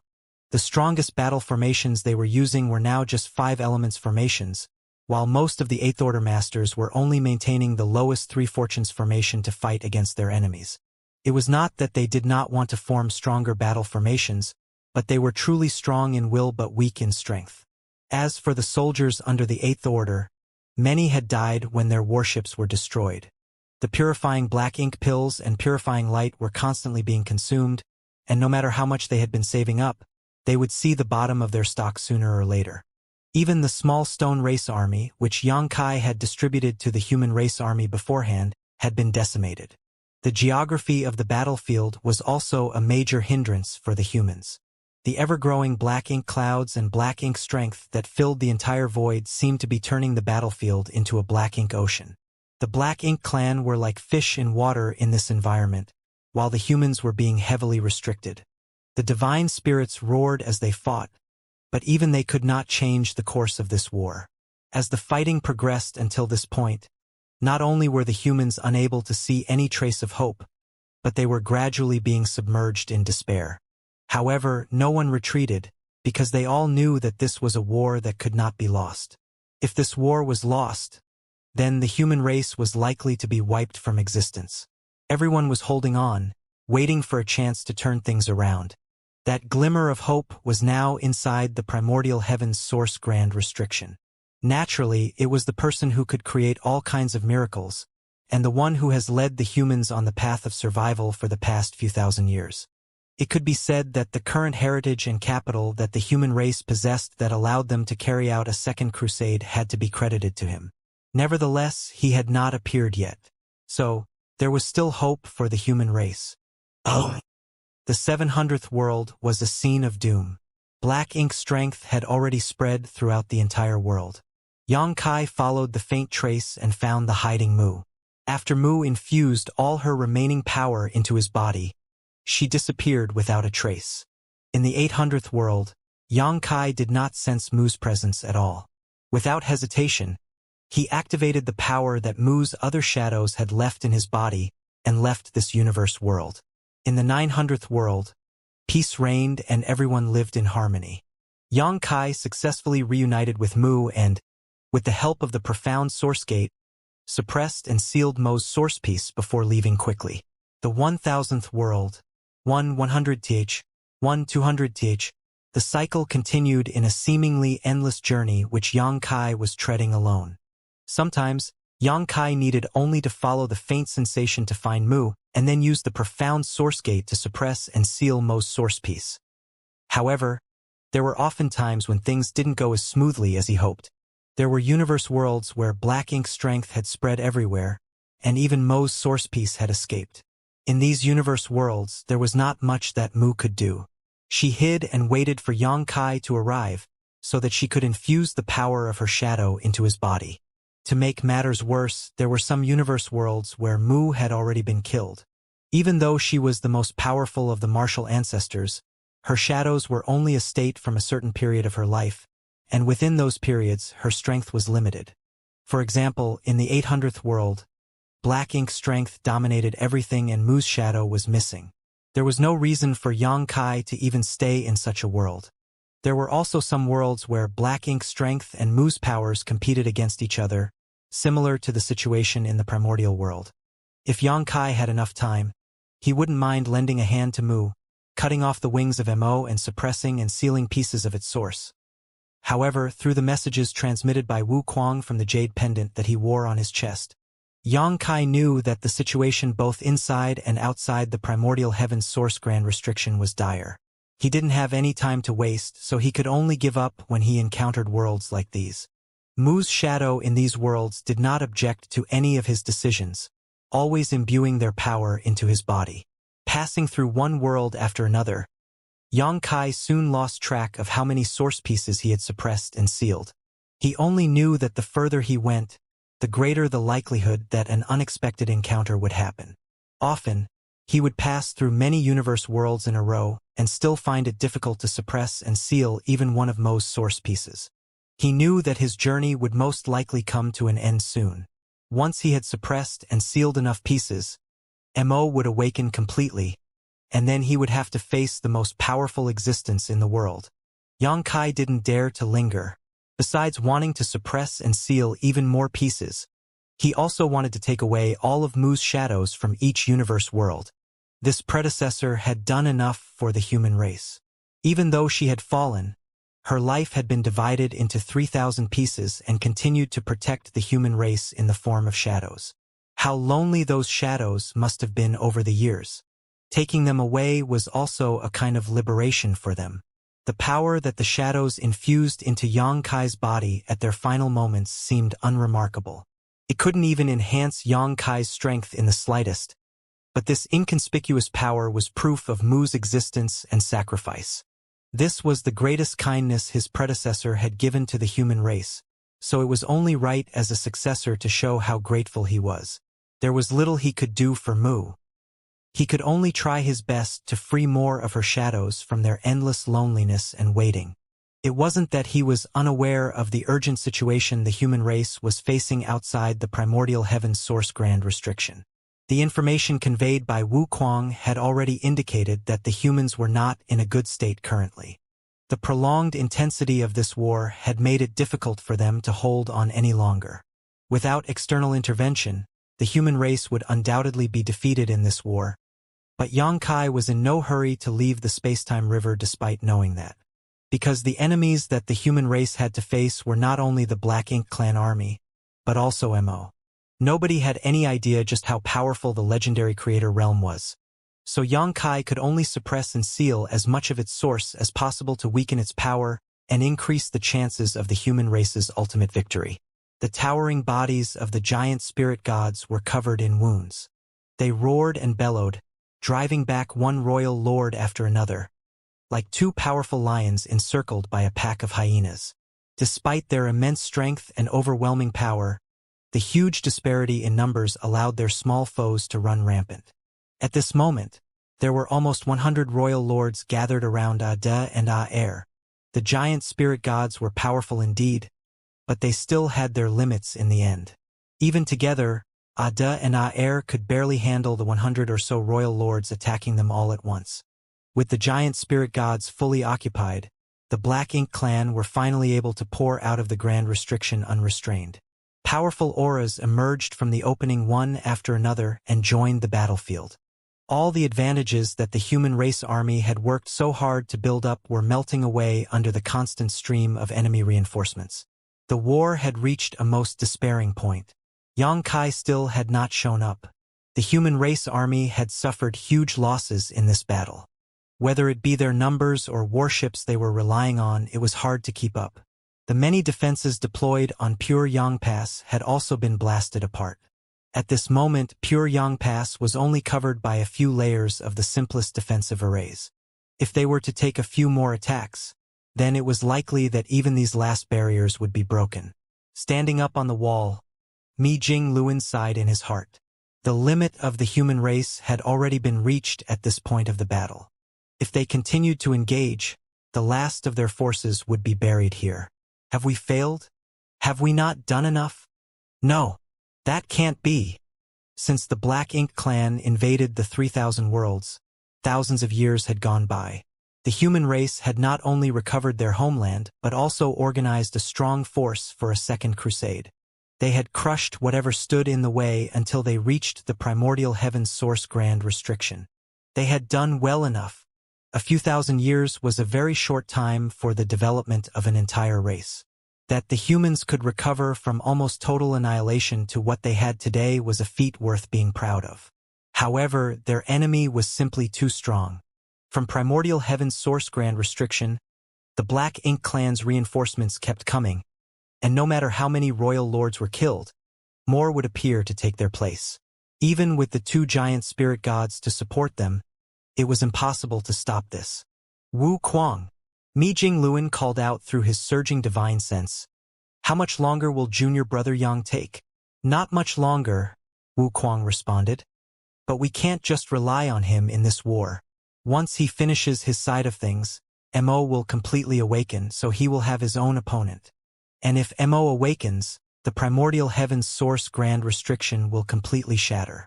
Once that happens, those hidden in the grand restriction will swarm out. When that happens, you will see the scale of the Black Ink Clan army is much more than what you are currently seeing now. Then, is he a match for Mo? Mi Jing Luin asked another question. Wu Kuang answered without hesitation. Naturally not. If he were to face off against Mo with his current strength, a death without burial is sure to await him. Mi Jing Luin was silent for a moment. So to say, what we, the human race, are up against is an unscalable wall. Wu Kuang responded, You could say that. Then there's no other way. What are you planning to do? A bitter look appeared on Mi Jing Luin's face. Nothing. Junior brother Yang told me about his encounters in the universe furnace previously, and he also mentioned something at the edge of the universe. He anticipated the situation today before the war began, so he left a path for the human race to retreat to. Wu Kuang was surprised. The edge of the universe? It's a long story. Mi Jing Luin did not have the time to explain in detail. Junior brother Yang told me that if the human race really was no match for the Black Ink Clan, there was no need for us to go down fighting. He told us to preserve our power as much as possible, and he will bring our remaining kin to another world where we can find a suitable place to live. Wu Kuang wondered, Such a place exists? Mi Jing Luin was honest. I don't know, but if Junior brother Yang says it does, then it definitely exists. If it does exist, it's not a bad choice. I will try to buy you some more time. If you want to retreat, then go quickly. We can't predict what will happen if things continue to drag on. Many thanks, Mi Jing Luin thanked him, knowing that Wu Kuang might put himself in danger by doing so. After all, the ones in charge of holding back the enemy while the army retreated were always in the most dangerous position. After coming to a decision, Mi Jing Luin did not hesitate any longer. In this current situation, every moment of delay would further increase the casualties to the soldiers. However, to be forced from their homeland like this, to a new world in a place they did not know, it really was shameful. But reality did not give the humans much choice. As he was about to pass down the order, Mi Jing Luin suddenly sensed something and turned to look into the distance. He didn't see anything at first, but in the next instant, a bright light swept over from that direction, and in the next instant the distance grew much closer, and the light also became clearer. So fast! Mi Jing Luin was astonished. Right now, he was a Ninth Order Open Heaven Realm Master, and if he exerted all his strength, he could reach immense speeds, but even at his best, he would probably not be able to reach a tenth of that light's speed. Such speed was not inferior even when compared to Yang Kai's instantaneous movement. Who is that? The direction the light came from was from beyond the spiritless land, where the human race army had also come from. In other words, the one arriving was most likely a human race master. But, was there such a master among the human race? When the army set out, all masters who could participate in the battle were conscripted. Those who were left behind were either the old, the infirmed, the children, or those with insufficient cultivation. How could there be such a master hidden among them still? Just as Mi Jing Luin was feeling taken aback, the other Ninth Order Masters and Royal Lords in the battlefield also sensed the unfamiliar aura. Nobody paid attention when they first sensed it, as who would dare to be distracted when fighting a life-and-death battle? But in just a few breaths, all the Masters wore astonished looks on their faces. It was because the unfamiliar aura was approaching the battlefield at a speed beyond what they could fathom, and following the approach of that aura, a powerful force that made even the Ninth Order Masters and Royal Lords tremble pressed down on them. In just an instant, the light pierced into the battlefield. Since Mi Jing Luin first detected the aura until now, less than 10 breaths had passed. He had been staring fixedly at it, but even with his current abilities in the Ninth Order, he couldn't see the face of the person who was coming. He only vaguely saw what seemed to be wings open behind the person's back, and it was from those wings that the dazzling light was flowing out. As this figure swept through the air, a long ribbon of light was drawn across the void. What's more, this figure disintegrated everything that stood in its way. When the light broke into the battlefield, the Black Ink clan army, which was fighting with great momentum, melted away in swathes like snowflakes under the scorching sun. Wherever the light passed, flames of life were constantly being extinguished. Even powerful royal lords were no match for the new arrival. One royal lord wanted to intercept them, but he suddenly froze in place before he could even make a move.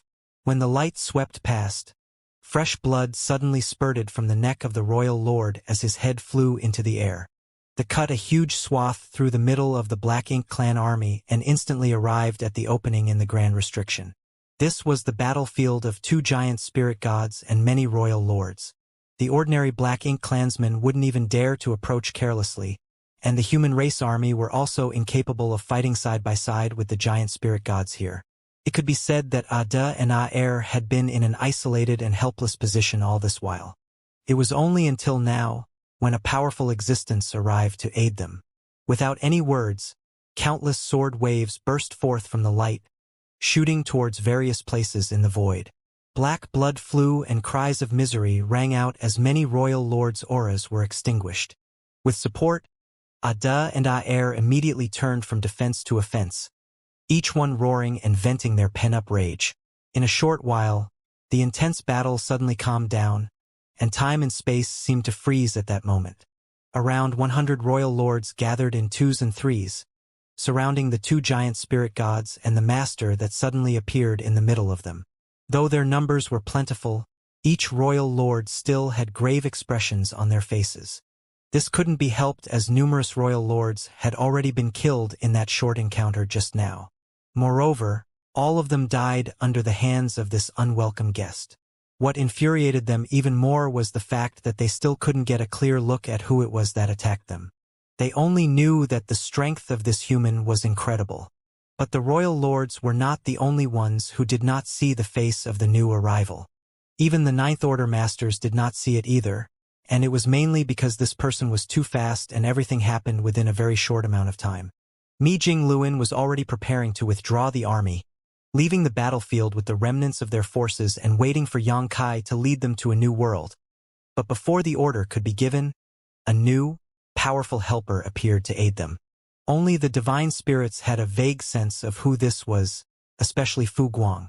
As the most powerful one among the divine spirits and a divine dragon of the Dragon Clan, he knew some secrets that the other divine spirits did not. Feeling the aura of this person, he had some ideas. The noisy and fierce battlefield also calmed down. The sudden silence that descended across the entire void during the midst of such a huge battle was truly unprecedented. The dazzling light gradually faded, and under the attention of hundreds of millions of eyes, the face hidden until now was slowly revealed. It was a young woman with a beautiful face. The pair of white feathered wings behind her gave off a warm aura that seemed to dispel all the darkness of the world. Under the light of her feathered wings, the body of the person exuded inviolable power. Even Ninth Order masters would subconsciously glance away when they saw the face of that person. It's her. Mi Jingluan had an astonished look on his face.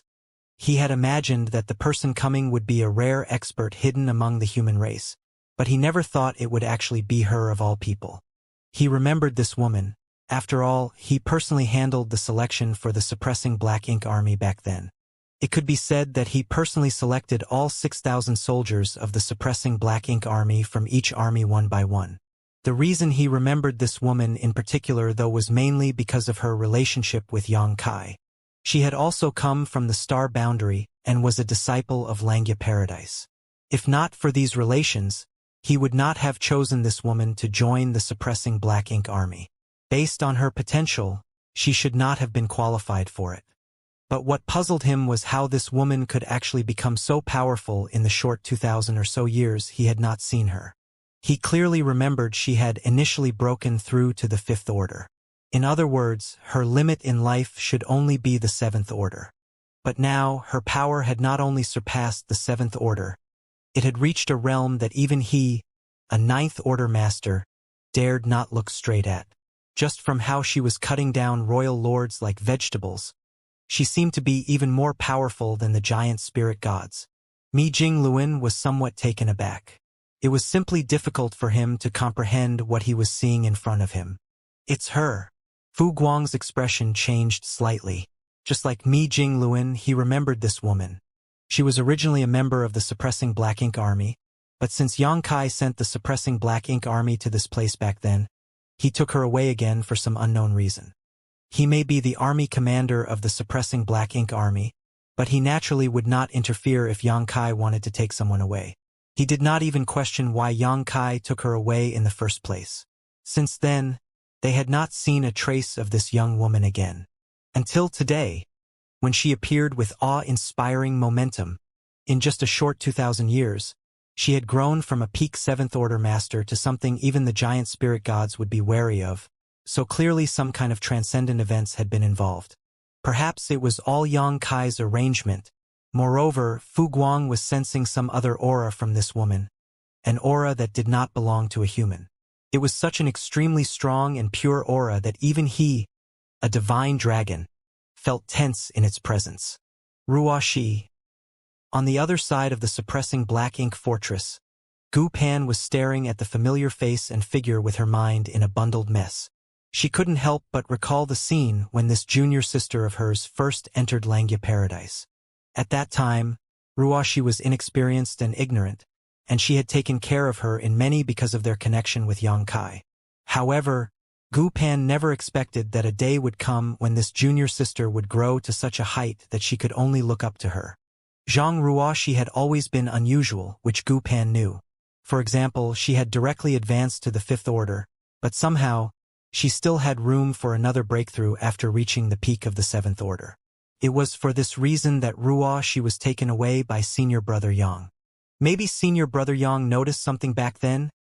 After coming out of the chaotic dead territory, Zhang Ruoxi had rushed all the way here, but when she swept her eyes around, there was no trace of the person she was hoping to see, so a hint of disappointment flickered in her eyes. She was not worried about whether her Sir was dead or not. With Sir's great strength and talent, he has ways of dealing with even the most dangerous of situations. If Sir is not here, then he has to be fighting against the Black Ink clan in some unknown place. She couldn't help but think back to the scene when Yang Kai entered the chaotic dead territory the previous time. In fact, she had left a thread of her consciousness out back then. But since she had to harmonize the powers of the burning light and serene glimmer with her own body, she had no space to pay attention to anything else. So, she did not even get to exchange words with him. Yang Kai's arrival at that time made her realize the urgency of the situation. So after he left, she risked everything to accelerate the merging process. Fortunately, everything went smoothly.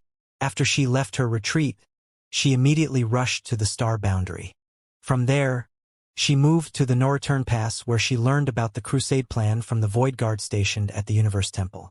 She changed directions and used the space arrays set up by the Void Guard to teleport to the outskirts of the spiritless land. Then she rushed to the battlefield from there. If not for that, it would have taken half a year to rush all the way here from the chaotic dead territory even with her current ability. Fortunately, I didn't arrive too late. Zhang Ruoxi cheered inwardly to herself. Scanning the battlefield with her beautiful eyes, she observed the difficult situation the human race army was in. Lifting her broadsword up high, which was the source of the sword waves that cut down the royal lords earlier. In the quiet center of the battlefield, under the attention of hundreds of millions of pairs of eyes, Zhang Ruoxi slowly brought her hands together, holding the hilt of her broadsword with its tip pointing down, before she thrust it into the void at her feet. A soft murmur came from her mouth, and though her voice was not loud, every living creature on the battlefield could hear it clearly. In my name, dispel the darkness. The wings behind her suddenly flapped open, and the aura emanating from the woman with her head down became even more resolute and inviolable. A point of light bloomed where the sword point touched before it exploded out like a great sun, spreading in all directions at an incredible speed. It was purifying light. Since Yang Kai brought the purifying light out of the chaotic dead territory, the humans had used it to reverse many declining situations for thousands of years, and even used it to refine weapons like the evil purging divine spears, but no one had ever witnessed such a large-scale eruption of purifying light. Even when Yang Kai sacrificed millions of small stone race soldiers to condense a burst of purifying light, that was like comparing a firefly to the bright moon that was the eruption today. The roughly 100 royal lords gathered nearby were the first unlucky ones to be hit. When the light spread out, they were all immediately engulfed by it. The pure light brought endless warmth and brightness to the human race, but it was like the vilest poison to the Black Ink clan. Howling, the royal lords tried to retreat, but the light was everywhere, enveloping them fully. Rich black ink strength was continuously bursting forth from their bodies, fighting against the erosion of the purifying light. The light continued to spread out in all directions, and countless Black Ink clansmen wailed in agony. The auras of every Black Ink clansman, from innate territory lords, acquired territory lords, to feudal lords, all were visibly weakening at an alarming rate. Meanwhile, the thick black ink clouds that had been built up on the battlefield these past months were wiped away, quickly melting away like snowflakes under the scorching sun. The dazzling light soon enveloped the entire battlefield. For every passing moment, the energies in large numbers of Black Ink clan soldiers were purified, causing them to fall in droves. The light gradually faded, and the situation on the battlefield had undergone a remarkable reversal. 30% of the Black Ink clan army that numbered in the hundreds of millions had been wiped out by the eruption of the purifying light, and their previously tight formations were now filled with holes. Worse still, the Black Ink clouds and Black Ink strength that had been accumulating all this time were basically gone.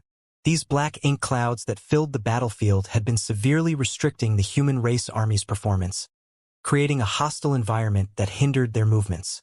But now, the Black Ink clouds were swept clean, and the terrain advantage that the Black Ink clan enjoyed no longer existed.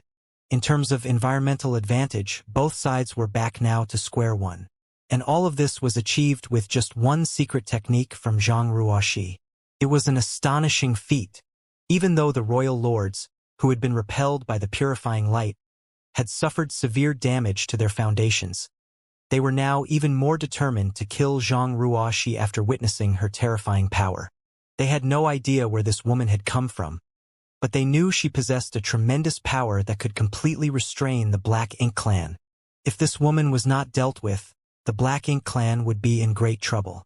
What was more, the radiance of the wings behind Zhang Ruoxi dimmed significantly after she brought out that burst of purifying light, and her delicate face was tinged with an unusual scarlet from her exertion.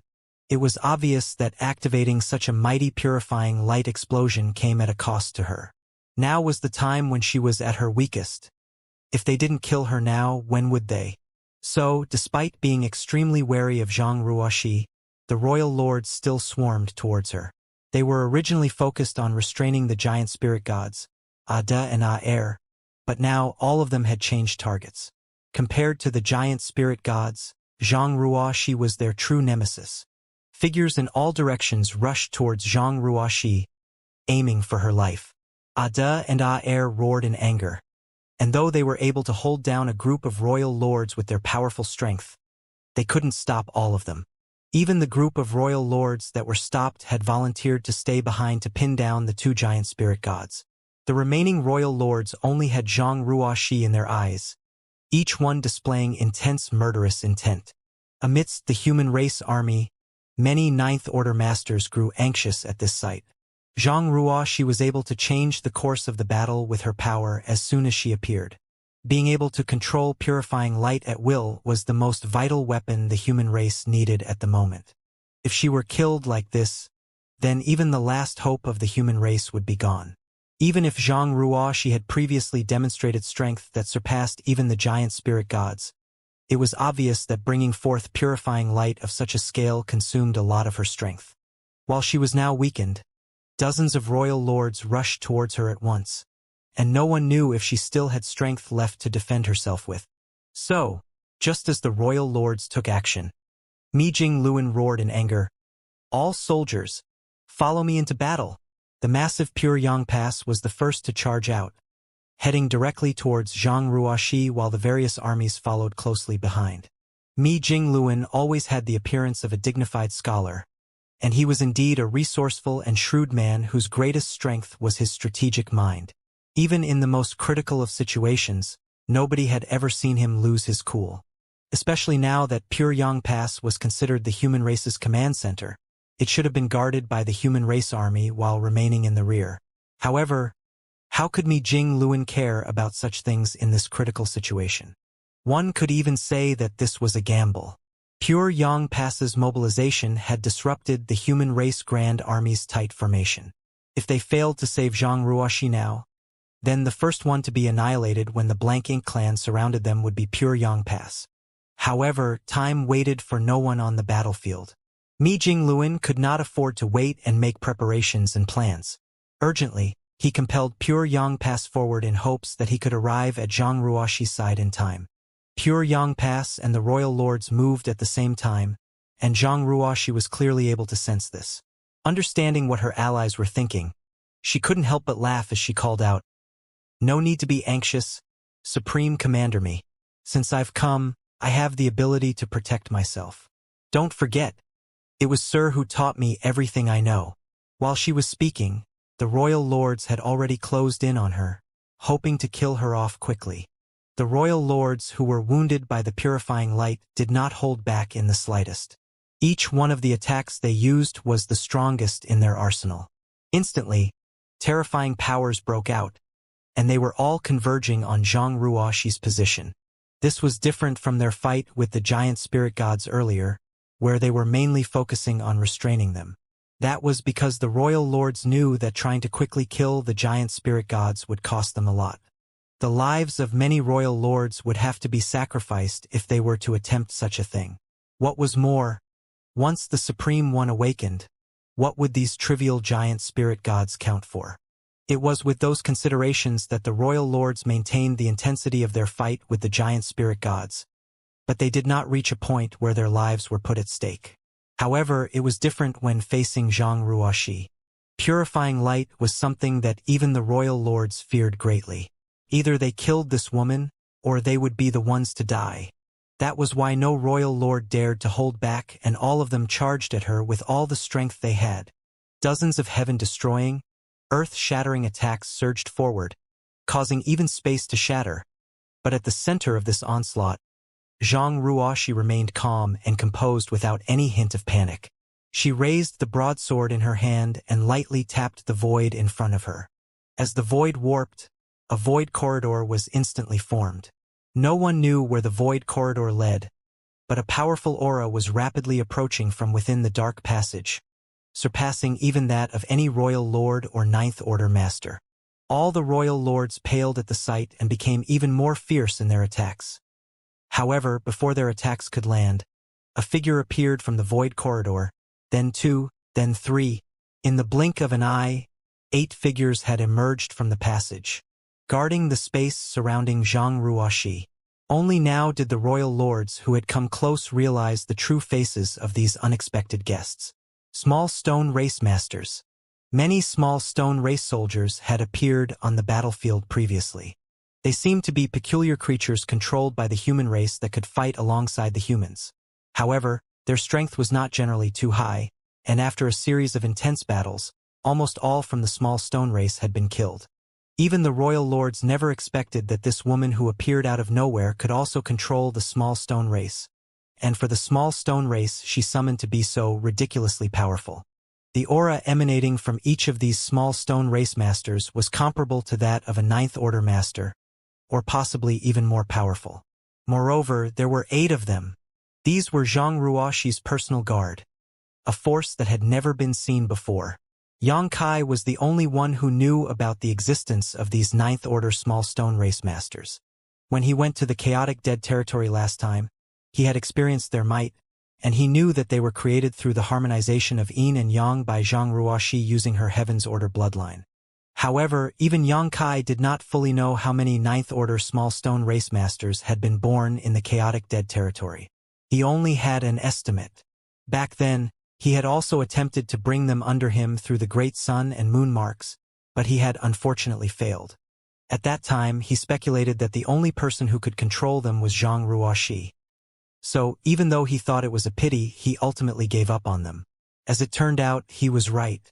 There were a total of 8 Ninth Order small stone race masters, and their auras were linked as soon as they appeared, instantly forming a magnificent battle formation. At the center of this battle formation was Zhang Ruoxi, who was being protected by them. The eyes of the Ninth Order Masters who rushed over were bulging when they saw this, with Ouyang Lai exclaiming, "An 8 trigrams formation!" The simplest battle formations was the 3 fortunes formation, followed by the 4 symbols, 5 elements, 6 paths, 7 stars, 8 trigrams, and finally the 9 palaces. The increase of each stage was based on the increase of cultivators involved. The stronger the battle formation, and the higher the cultivations of those involved, the harder it was to form. Perhaps there were some parties who could cooperate intimately under the high-rank open heaven realms that were able to form the 8 trigrams or even 9 palaces formations, but once the cultivation level reached the high-rank open heaven realms, it was difficult for higher battle formations to be formed. In the existing records, the highest battle formation that 7th Order Masters could form was the 9 palaces formation, which was a miracle achieved by the Dawn Squad under Yang Kai's leadership. Besides him, nobody else in the 7th Order had achieved such a feat. Even the 8 trigrams formation was difficult to maintain for 7th Order Masters because the pressure on the person acting as the core was too much. Meanwhile, the strongest battle formation that 8th Order Masters could form was the 8 trigrams formation, which was used to kill pseudo-royal lords. However, every time 8th Order Masters formed such a battle formation, the backlash resulted in some, if not all of them perishing. From this, it can be seen that it was extremely difficult for high-rank open heaven realm masters to form higher-level battle formations. As for the 9th Order Masters, generally no one would form a battle formation. Not because it was impossible. At the very least, the simplest 3 fortunes formation could be maintained, but because there were only so many 9th Order Masters. Even if forming a battle formation could make one stronger, it also consumed manpower and reduced flexibility. The 9th Order Masters were already the strongest fighting force of the human race, so rather than concentrating all their power in one formation, it was better to let them act independently, which could better bring out their abilities. Theoretically, however, 9th Order Masters should be able to form 4 symbols formations, but anything higher may not be possible unless they had someone like Yang Kai to act as the formation core. With his divine dragon body, he should be able to bear the burden of a 5 elements formation. As for a 6 paths formation, the possibility most likely only existed in theory. But what were the 9th Order Masters witnessing at this moment? 8 9th Order small stone race masters had instantly formed an 8 trigrams formation. Even though they were separate individuals, they could perfectly form into a single entity without any strain. Such an incredible feat would be hard to believe if one did not witness it with their own eyes. 8 9th Order small stone race masters joining forces formed an impenetrable barrier around Zhang Ruoxi. Despite the attacks of the dozens of royal lords connecting as was expected, their heaven-destroying, earth-shattering techniques could not even budge the small stone race in the slightest. One should know that an attack of this level would injure even a giant spirit god.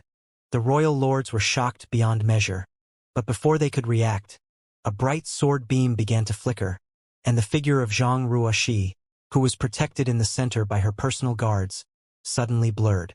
This just happened to be a moment when the royal lords were putting their all into delivering their most powerful attacks, so they did not have time to circulate energy into defending themselves. As a sword light flickered, black blood and heads flew. In an instant, the auras of nearly 10 royal lords swelled up before fading away. The surviving royal lords all retreated in shock. They had been living in the primordial heaven's source grand restriction for their entire lives, so they had little understanding of the human race. However, they had been fighting against the giant spirit gods for months now, and they had the assumption that the giant spirit gods were the last trump cards of the humans. It was not until this moment that they realized that there was a more terrifying existence in this world besides the giant spirit gods. An existence of this level was something that perhaps only the Supreme One could defeat. The surviving royal lords wanted to escape, but soon enough, they realized that they were not only being pursued by the winged woman, but also by the 9th Order small stone race masters. The moment Zhang Ruoxi took action, so did the 8 who had formed the 8 trigrams formation. They spread out the battle formation and all charged towards the royal lords. The royal lords were caught in an extremely unlucky situation, but even though they had been injured by the purifying light before, they still had the heritage of royal lords and were not afraid of a single ninth-order small stone race master. However, they soon realized that something was not right as they clashed with these small stone race masters. There was something unusual about the strength displayed by them, and it seemed to far exceed what should be expected. Upon closer inspection, they were shocked to discover that the aura of these small stone race masters were still closely connected to each other despite the fact that all of them were seemingly fighting alone. Most crucially, their auras were constantly changing and they could form different battle formations at any time or switch which one served as the core of that battle formation at will. The masters who had rushed over to help also noticed this, and all of them had incredulous expressions on their faces because what they saw before them was impossible according to everything they understood. When human race masters formed battle formations, they had to take great care in maintaining the connection of their auras. The worst possibility was if a battle formation collapsed due to the link being broken. Each time humans assumed battle formations, the masters had to divert some of their attention to maintaining its operation. However, when they looked at these ninth-order small stone race masters, it seemed that their control over their auras had reached an instinctual level. They could disperse or form any battle formation in an instant. One might think they were alone, but in fact, they had 7 other brothers behind them who could help to crush their enemies at any time. They were just like parts of a single entity. As the group of human masters watched on, they felt both amazed and ashamed. They had no idea how these ninth-order small stone race masters did it, but they knew that the humans could never achieve such a thing. Even if they had full and complete trust in each other, each individual among their race had their own way of thinking. Even more fundamentally, there were differences in strength and aura among humans, so achieving a perfect balance was just now feasible.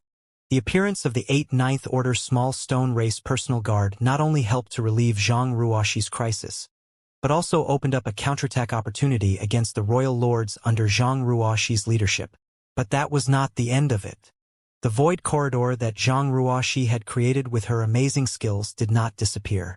Following closely behind the 8 ninth-order small stone race masters, more of the small stone race soldiers stepped out from it.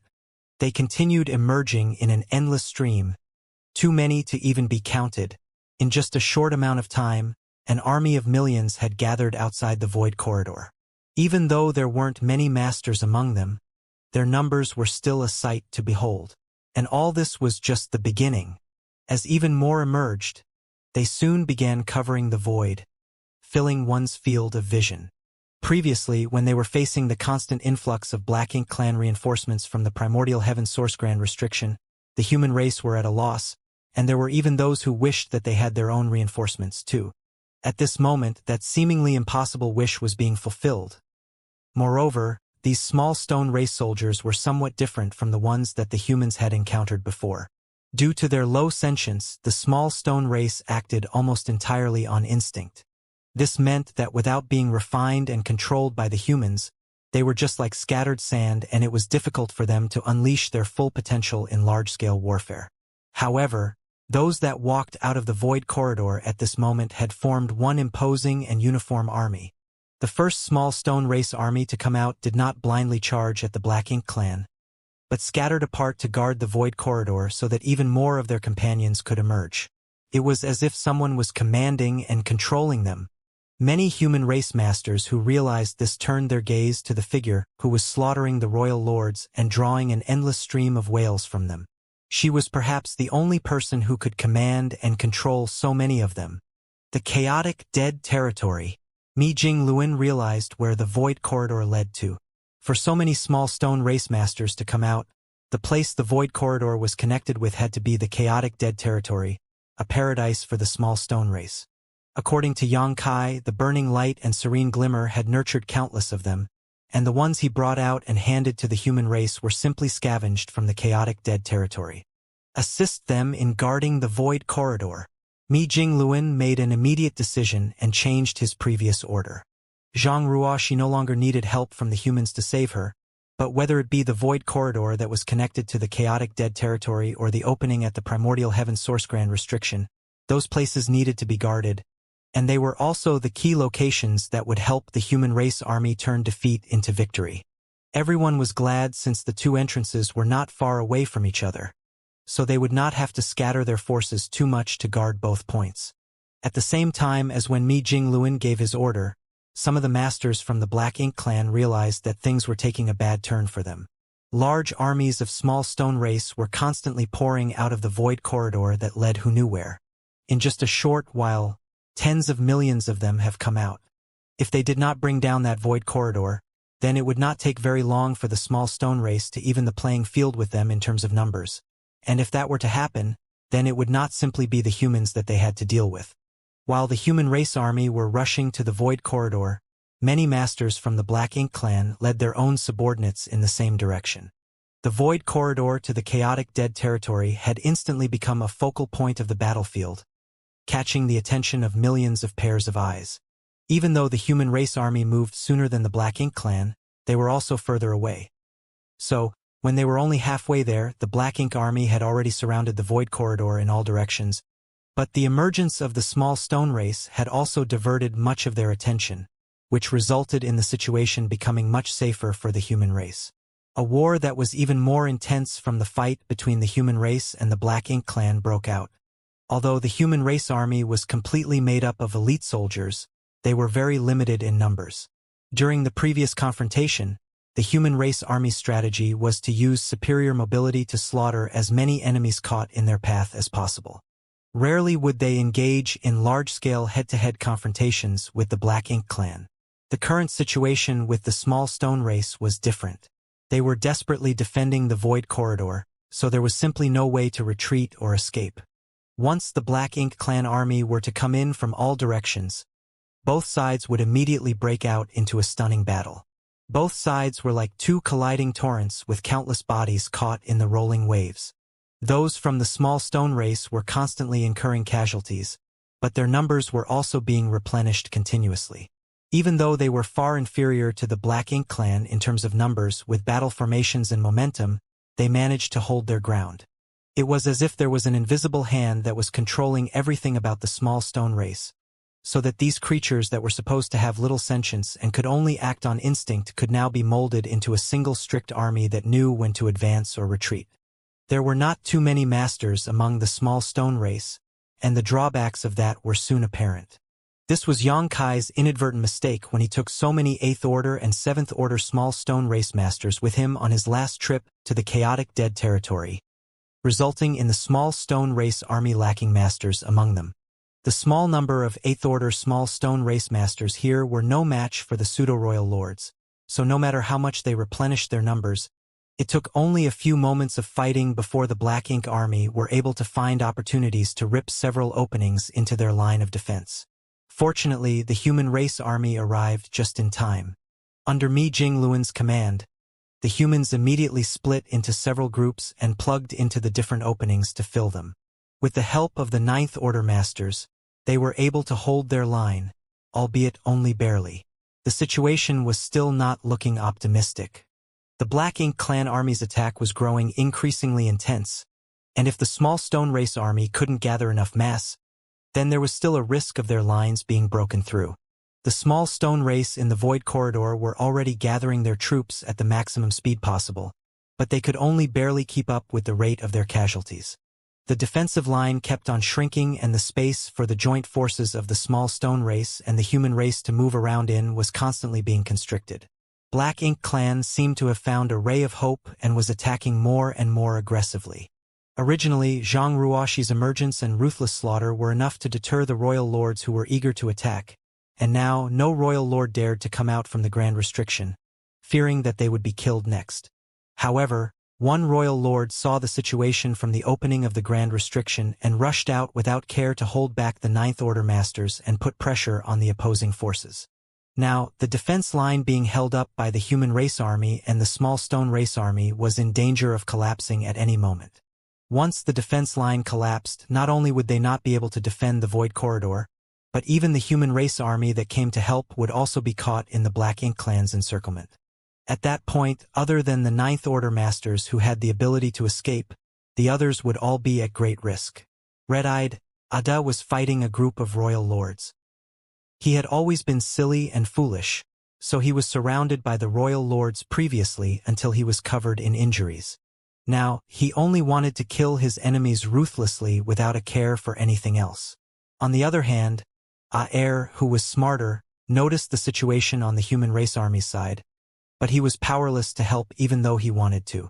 Just like Ada, he was surrounded by royal lords and was simply unable to divert his attention unless he could get rid of them.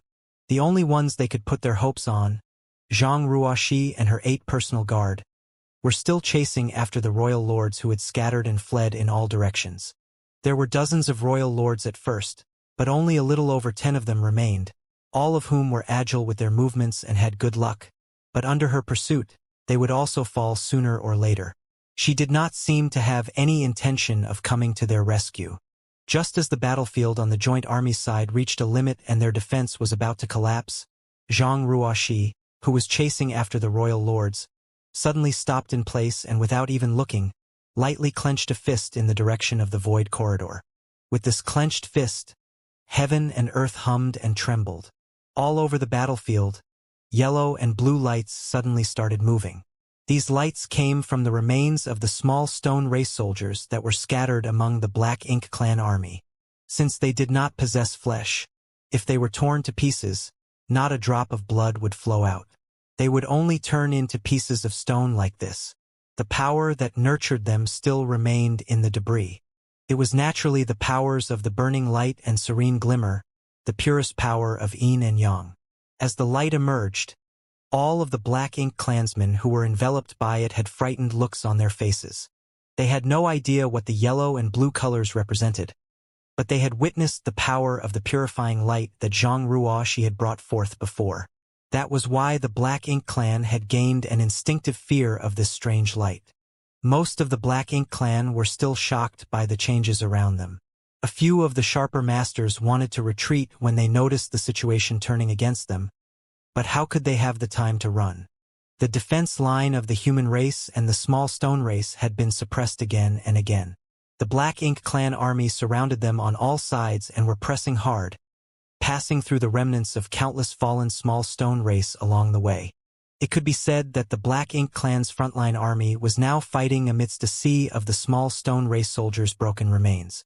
The yellow and blue colors swirled together, quickly turning into a dazzling pure white light that was scattered at first, but in the blink of an eye, condensed together. The white light was like an ocean, covering the vast battlefield. From within that white light, the countless screams and wails from the Black Ink clan rang out. Regardless of their cultivation, all of their bodies began to sizzle as if they had fallen into a wok of boiling oil, and following that phenomenon, the Black Ink's strength in their body began to dissipate and become purified. Those caught in the center of the white light were the most greatly affected, and soon, those with insufficient cultivation perished. Even if some managed to survive, their foundations were severely damaged. The best time to cull them was now, when they were weakened, and the counterattack of the human race and small stone race armies commenced in an instant. The small stone race members were being controlled by Zhang Ruoxi, who naturally would not miss such a good opportunity, and when the humans saw the flowing yellow and blue lights, they realized what was about to happen. After all, they had witnessed this kind of scene before from Yang Kai. So, before Mi Jingluan could even give the order, the human race army had already blown the horn to begin their attack alongside the small stone race army. On pure Yang Pass, Mi Jingluan sighed in his heart. No wonder Zhang Ruoxi said that she was taught everything she knew by Yang Kai. This manner of dealing with her enemies is carved from the same mold. The Black Ink clan army suffered grave losses due to being caught off guard in this unexpected situation, and the troops on the front line were completely annihilated almost instantaneously. Even several of the royal lords, who had jumped into the battle from the primordial heaven source grand restriction, died in this trap. The defensive line that had been suppressed to the limit began to expand in all directions, and with the collapse of their army in the front lines, the Black Ink clan's rear also quickly withdrew.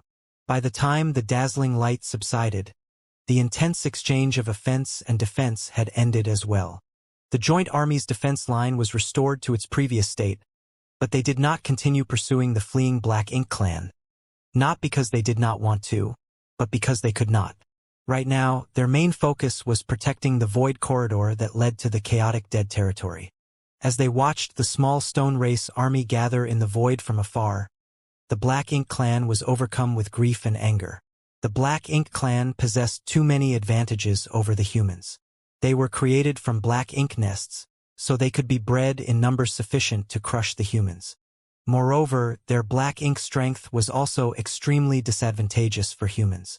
If the humans wanted to fight with them, they had to make all sorts of preparations beforehand. For example, they had to take their purifying black ink pills just so they could defend against being corrupted. This was their racial superiority, granted to them by their creator. Nobody could change that imbalance. However, when compared to the small stone race, the superiority of the Black Ink clan crumbled. The small stone race may not be able to reproduce as quickly as the Black Ink clan, but they had an advantage in comparison to the human race. They had no fear of black ink strength, and they were even extremely sensitive to it. If nobody was controlling them, then they would simply rush to where black ink strength was densest. But what disgusted the Black Ink clan the most was the fact that these small stone race soldiers treated them as mortal enemies when they were alive, and when they were dead, the powers remaining in their bodies could still be drawn out to condense purifying light that perfectly countered black ink strength. Having suffered a huge loss twice already, the surviving Black Ink clan soldiers no longer dared to act rashly. So what if they wiped out those from the small stone race? Without the ability to dispose of their corpses, the rubble that was left behind was still a great weapon against the Black Ink clan.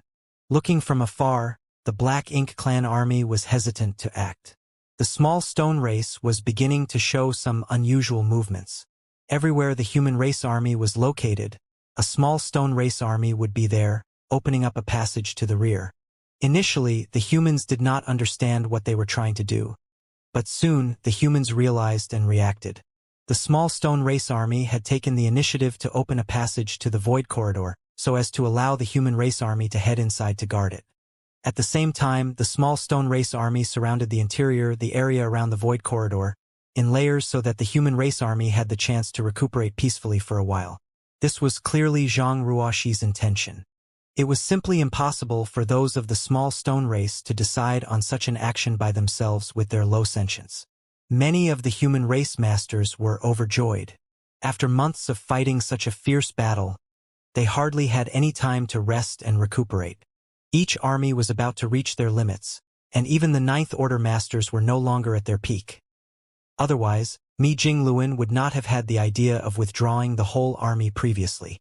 No one could have thought that a safe place for them to rest and readjust their conditions would still be able to exist in the middle of such an intense battlefield.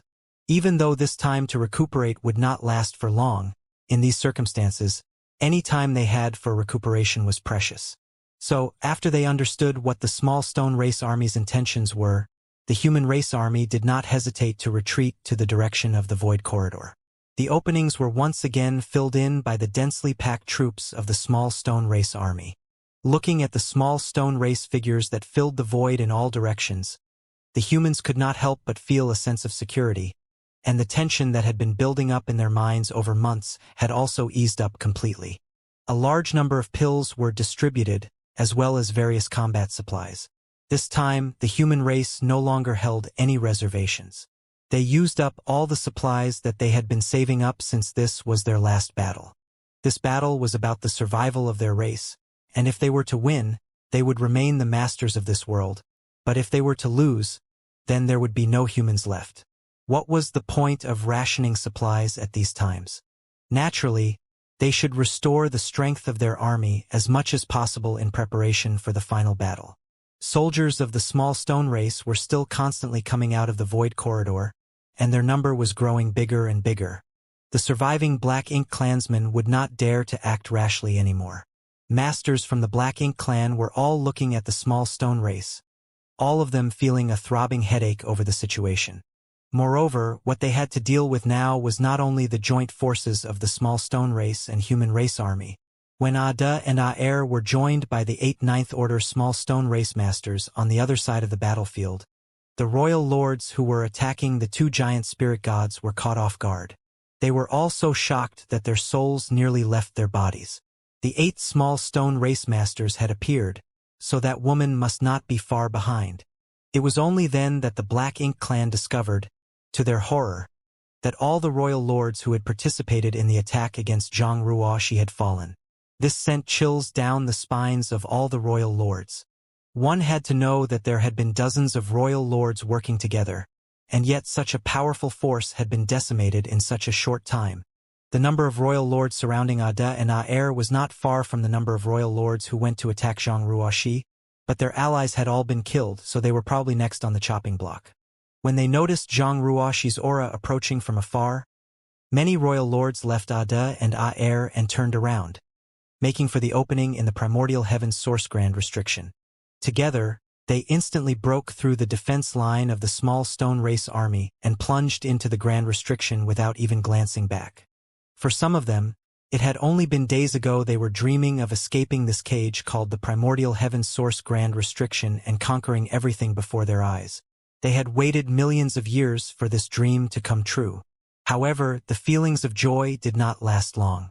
They had now realized that there was no safer place in this universe than the primordial heaven's source grand restriction. Unless the Supreme One woke up, no one could stop that woman's massacre. With nearly half of the royal lords who were restricting them out of the way, and with 8 Ninth Order small stone race masters assisting them, the two giant spirit gods turned the tide in an instant.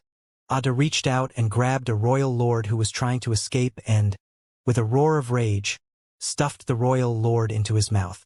No matter how hard the royal lord struggled, he could not shake off his huge hand.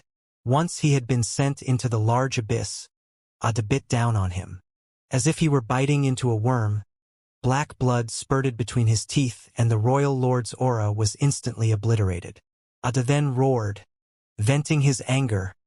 He was a powerful giant spirit god, yet he was being put into such a miserable situation under the encirclement of the royal lords. This insult was simply unbearable. Aer did not stay idle either. He punched and kicked, each blow appearing simple, but could in fact crush a large piece of the void, blocking the royal lord's plans of escaping. The wings on Zhang Ruoxi's back flapped, sending her across the battlefield as a long pure white band of light trailed behind her in an exceptionally beautiful sight. She did not care about the battlefield where the giant spirit gods were and instead charged straight past it and into the opening of the primordial heaven's source grand restriction. Many other royal lords were watching the battlefield from within the grand restriction, including those who had fled back inside. They thought that they were safe inside the grand restriction, but then disaster followed. A commotion erupted at the opening, and royal lords were being slaughtered rapidly, their miserable screams ringing in the void. At the center of the small stone race army's defenses, among the human race soldiers who were recuperating near the void corridor, countless masters looked on in awe at this amazing scene. They had never felt as good and as happy as they were at this moment. Now that gets the blood going. Ouyang quietly wiped the sweat from his forehead as he refined the medicinal efficacies of his spirit pills. Even he did not expect Zhang Ruoxi to enter the grand restriction. It was truly an attention-capturing event, especially since that was where the Black Ink clan's mother nest or source was located. Who knew how many royal lords were gathering inside? He had met Zhang Ruoxi a few times before and knew that this woman was very close to Yang Kai, but he had never known that she was this powerful. But what tickled his curiosity even more was how this woman's shocking cultivation had come about. The power that she wielded had already surpassed that of the giant spirit gods. There were still an indistinct but large number of figures standing around at the opening, and many more of the Black Ink clan's reinforcements were pouring out to provide support on the battlefield. However, Zhang Ruoxi rushed in and cut them all down like vegetables, sweeping the entrance clean until no more of their figures could be seen, and the Black Ink clan's reinforcements also came to an abrupt halt. It was not until an hour later that a figure emerged from the opening, the wings behind her back still as glossy as jade, a sight that dazzled all that beheld it. "Damn woman, have some consideration for the elderly." The voice of Wu Kuang rang out beside Ruoxi's ears, sounding slightly helpless. He was tasked with controlling the primordial heaven source grand restriction and was united as one with it in a sense, so every time the grand restriction was ripped open, he would suffer a certain amount of backlash. The openings that happened previously were mostly done of his own accord, so he could control them to a certain extent. However, when Zhang Ruoxi suddenly rushed in, the large opening in the Grand Restriction had been torn apart 3 times before, and though royal lords could pass through it, it was still not enough for someone like Zhang Ruoxi to pass through.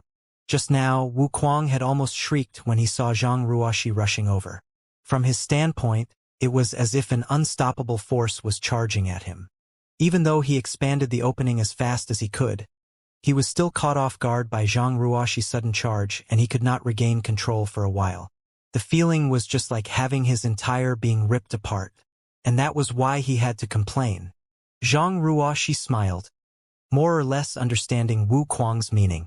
She then apologized. "Forgive me, Senior. It was Junior who was reckless." She was strong, beautiful, had a sweet voice and a pleasant demeanor. So what could Wu Kuang say? After holding it in for a while, he let out a sigh and muttered, "You did well." While others could not see what was going on inside the Grand Restriction, he could still feel a thing or two since he was in control of it. Within an hour of Zhang Ruoxi entering the Grand Restriction, no less than 30 royal lords had been executed. As for the weaker Black Ink clansmen, countless had perished. If not for the fact that the Grand Restriction was indeed unsuitable for long fights, Zhang Ruoxi would not have come out so quickly. Instead, she would probably have continued fighting for as long as possible before re-emerging. Senior is too generous. Junior has only done what was necessary.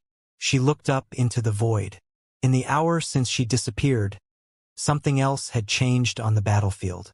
The most obvious one was the fact that Ada and Aer had finally been freed from their predicament.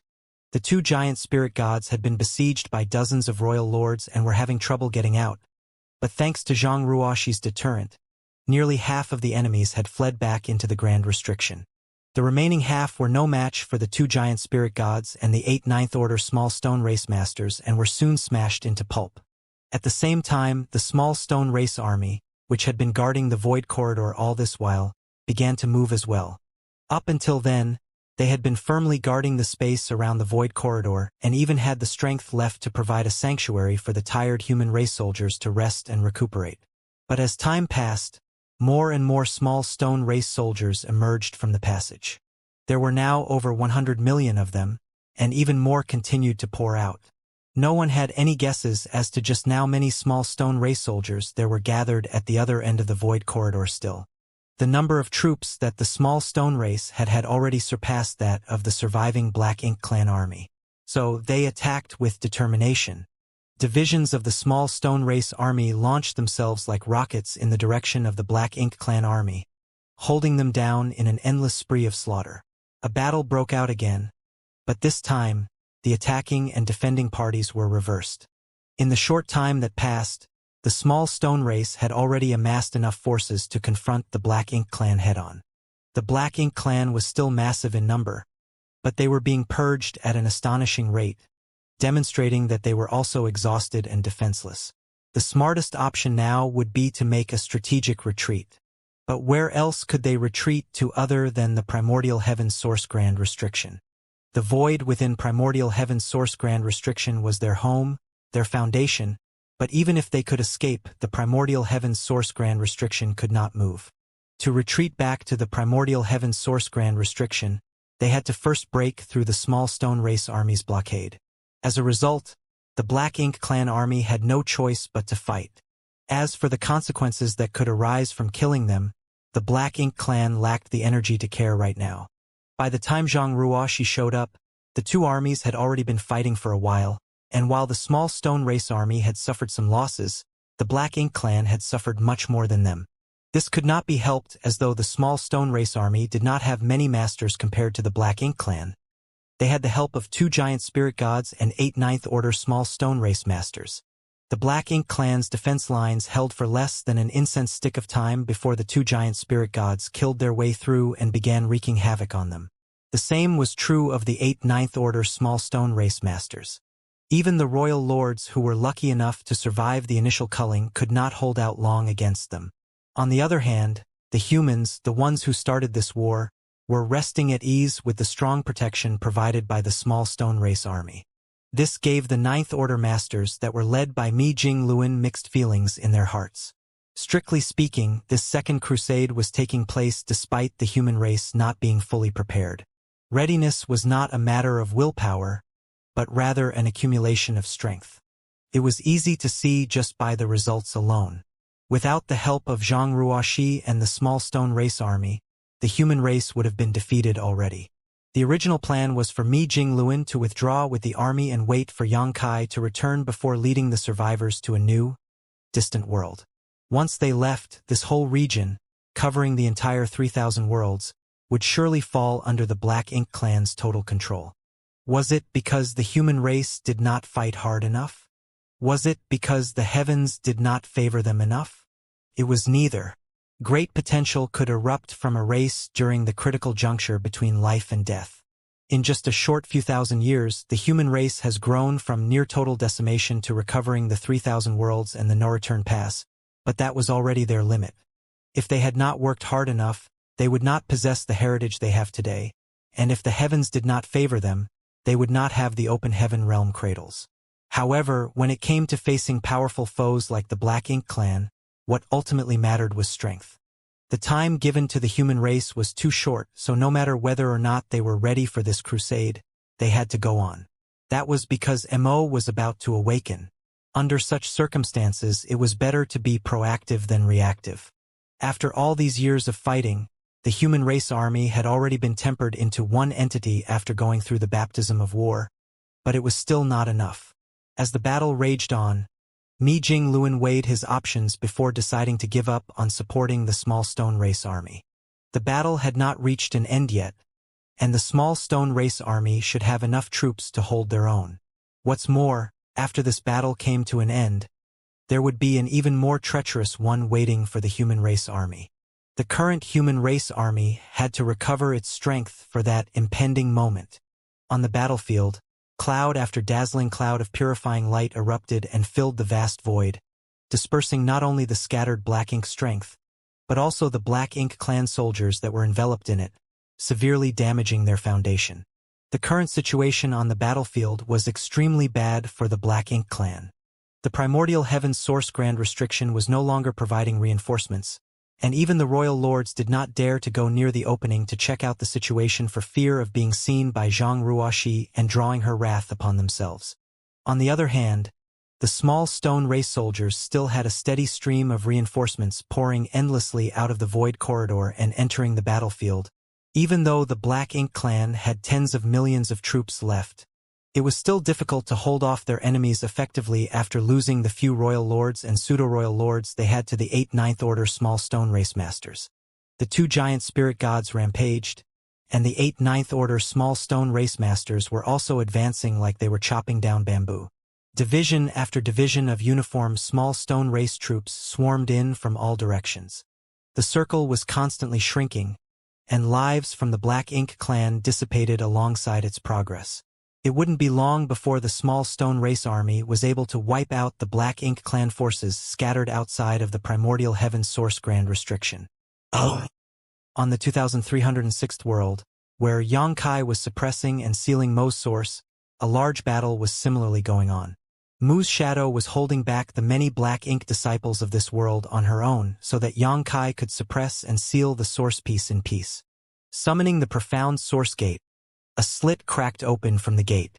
Within its suppressing and sealing territory, Mo's source piece poured out. As with all the times before it, the source piece seemed to be pulled by an inexplicable force towards the open gate. Yang Kai had witnessed this scene many times before and was not the least bit surprised. According to Mu, the profound source gate was a supreme treasure born alongside the universe, outside which the primordial light was born, and behind which the primordial darkness was nurtured. The primordial light was symbolic of all the brightness and wonderfulness of this universe. Not bound by the profound source gate, it left after its inception, but the darkness born within the profound source gate could not as easily escape. That was until the primordial darkness gained sentience of its own after accumulating for endless years. That was Mo. For Mo, the profound source gate had the natural power to suppress and seal it, which was why Mu hid the profound source gate in the primordial world. Only the profound source gate could suppress and seal Mo's source. Each of the previous attempts was uneventful. Once the profound source gate was summoned and opened up, the source piece would be drawn into it and sealed. But this time, things were not quite the same. Xianxia could clearly sense Mo's source piece struggling violently, as if it had a consciousness of its own, trying to escape the pull of the profound source gate. However, it was still only a small piece of a whole, and in the end, it could not resist the profound source gate's power. As the source piece was about to pour through the gate, a pair of eyes suddenly opened in the darkness. The eyes were so indescribably black that they seemed to contain all the darkness in existence. Even Xianxia could not help but feel a chill run through his body as they stared at him. Fortunately, it was just for a moment before the source piece disappeared into the gate, and the chilling sensation disappeared without a trace. We're reaching the limit. Xianxia had a feeling. He had traveled through more than 2,000 worlds on his journey, and had managed to suppress and seal almost 1,000 pieces of Mo's source. Mu had divided Mo's source into 3,000 pieces and sealed them into 3,000 different universe worlds, and through his journey, Xianxia managed to suppress and seal a lot of them despite all the twists and turns he encountered along his way. This amount was almost 30% of Mo's source pieces, which was already a very fruitful number. The more source pieces that were suppressed and sealed, the greater of an impact there would be on Mo. Even if Mo were to awaken completely at this moment, its strength would still drop drastically from its peak due to its compromised source. But it was still not enough. After all, Mo was said to be in the legendary creation realm. Without facing it directly, nobody could predict just how powerful it really was. Even without 30% of its sources, its remaining strength was still great enough that it was not something the current human race could contend with. Xianxia was slightly relieved to have gotten some news about Zhang Ruoxi from Wu Kuang. Wu Kuang's thread of consciousness only had a faint connection to his true self outside, so his perception of things was not very clear. So not only did Xianxia find his information to be unbelievable, but even Wu Kuang himself could not be sure. Regardless, he had to speed things up on his end. Before Mo awakened, he had to suppress and seal as many of the source pieces as possible, even if it was just one more. Senior, Xianxia turned around and shouted as he withdrew the profound source gate. Hearing this, Mu, who was helping to ward off the countless black ink disciples, rushed to his side and raised her palm, gracefully patting downwards. Following that, amidst the furious roars of the many black ink disciples, Xianxia's body turned into a stream of light and took off into the sky. Oh! In the primordial world, Little 11th's illness was getting worse. His small body was as cold as ice one moment, and as hot as magma the next. At first, he was able to keep himself conscious, but by now he was mostly asleep, and the time he could stay awake was getting shorter and shorter. As he slept, he was haunted by unceasing nightmares that caused him to shake and shiver constantly. Mu remained by his side, watching him carefully. When Little 11th finally woke up and opened his eyes, he saw Mu sitting by his bedside, holding him gently. Mu seemed to have sensed his movements as she looked down at him, her eyes bloodshot. She had no idea how long it had been since she had properly rested. "You're awake." Mu opened her mouth, but her throat sounded very dry. Looking at the red blood vessels in Mu's eyes, Little 11th's heart ached. A sour taste filled his mouth and even the corners of his eyes grew wet. He turned his head away and wiped the corners of his eyes with his hand, answering with a soft hum. Mu placed her hand on Little 11th's forehead and felt it carefully for a moment before saying joyfully, "Your fever has gone down. How are you feeling now?" Little 11th was silent for a moment before saying, "Much better." Mu smiled and withdrew her hand. "Good. Get some more sleep and you should get better then." Little 11th opened his mouth. "Sixth sister, I don't want to sleep." He had slept enough already. "Then what do you want to do?" "I want some kanji." The sister and brother, unrelated by blood, had been living together and relying on each other for survival in this bustling city. Mu had cooked many delicious foods for Little 11th, but what he wanted most at this moment was the plain rice kanji cooked by her. This was the first food he had eaten since waking up in this world. "Sure." Mu raised her hand and gave him an affectionate tickle on the nose before getting up. "In that case, wait here for a while. Little 11th fell silent. Very soon, the congee was ready.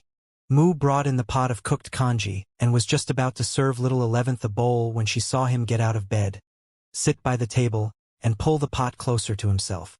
Mu laughed. "You're planning to eat that much? Be careful or you'll spoil your tummy." Little 11th huffed. "I want to eat.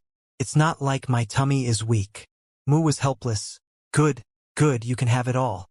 If you can't finish it, then you better watch out or I'll spank your bottom." Little 11th couldn't help but clench his butt a little and blushed. "I'm not a child anymore. Stop spanking me for no reason."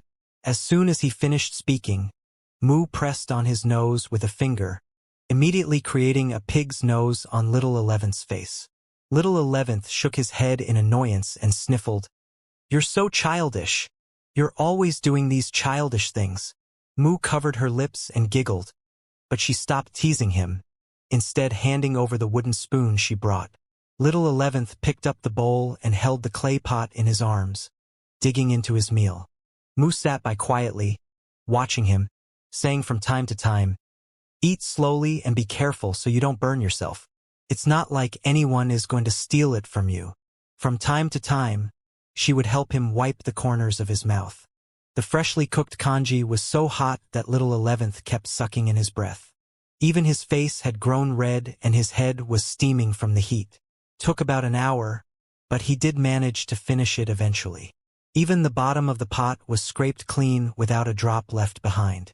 Mu peered into the pot and joked, "If you ate nicely like that every time, I could save the effort of washing the dishes." Little 11th rubbed his round tummy and made a face at her. "Then won't you turn into a lazy woman? Be careful or you won't be able to get married in the future." Mu raised her hand and smacked him upside the head. "It's not up to you to say whether I can get married or not." Little 11th held his head with both hands and complained, "You're hitting me again. I'm still a patient." Mu raised her hand as if to strike him again, but in the end, she just stroked his head gently. Little 11th lowered his head. The atmosphere turned silent.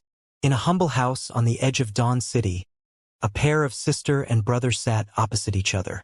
Only after a long time did little 11th speak. "Sixth sister? What's the matter? Let's talk after I've finished washing the dishes." "All right." Mu smiled, got up, and picked up the clay pot before walking out. Looking at her back, little 11th sighed, a sadness that did not match his age appearing on his small face. The dust-covered memories from long ago began to stir.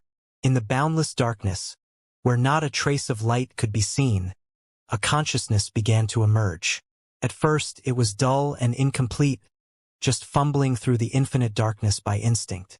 After an unknown period of time had passed, that consciousness slowly became complete, and as it did so, it gradually became aware of its surroundings. It was as if it was trapped in a strange place, a place of nihility and emptiness where time flowed endlessly, and that made it feel lonely. It began to consciously search for a way out, so that it could escape from this place that was keeping it trapped, but it did not even know why it wanted to leave. All its thoughts and actions were purely based on its instinct. It took action, but to no avail, and after long years of suffering, it finally found the way out of that place. However, there was a tightly sealed gate blocking the way.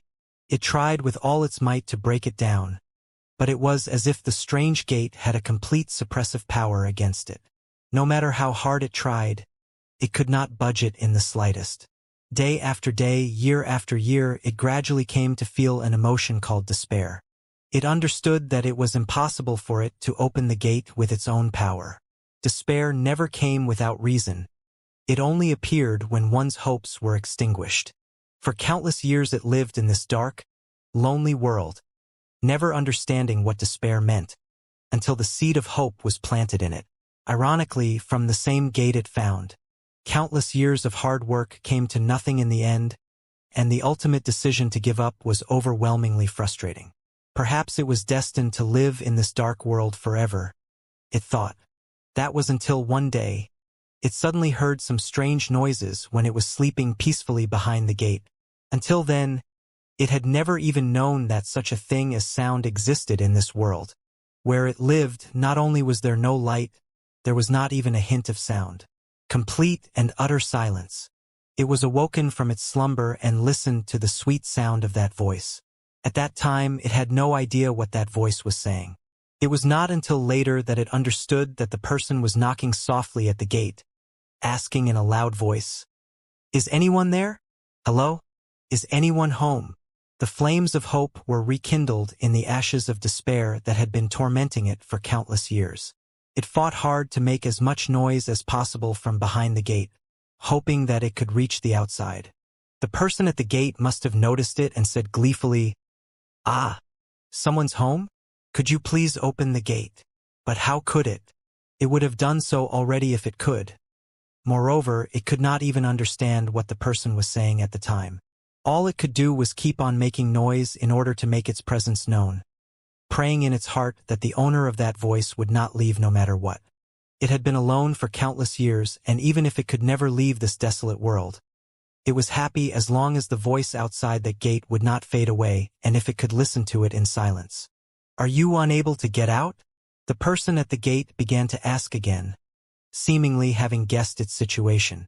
The response was always some dull thumping sounds. "I understand now. You're trapped." It dawned on the person outside the gate. How pitiful! In that case, let me give you a hand. The next thing it felt was that the gate, which had always remained, still began to shake. It was taken aback, yet excited at the same time. But in the end, the gate still did not open. After a long time, that pleasant-sounding voice emerged from outside the gate again. "This gate seems to be an innate supreme treasure. I am not able to open it with my current strength, but I feel that I should be able to open it once I get stronger. Can you wait in there for a while longer? I'll go and cultivate, then come back to you later."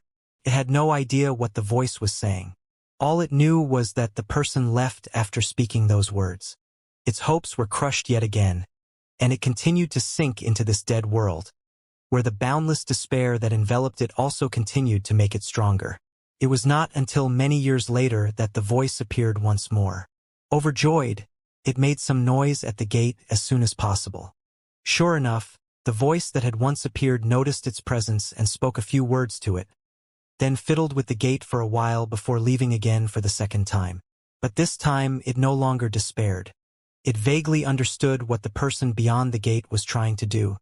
So even in the midst of the boundless world of desolation, it was full of hope and expectation. And so it waited, and waited, in the endless years that followed, in the long river of time that was far too long to trace back.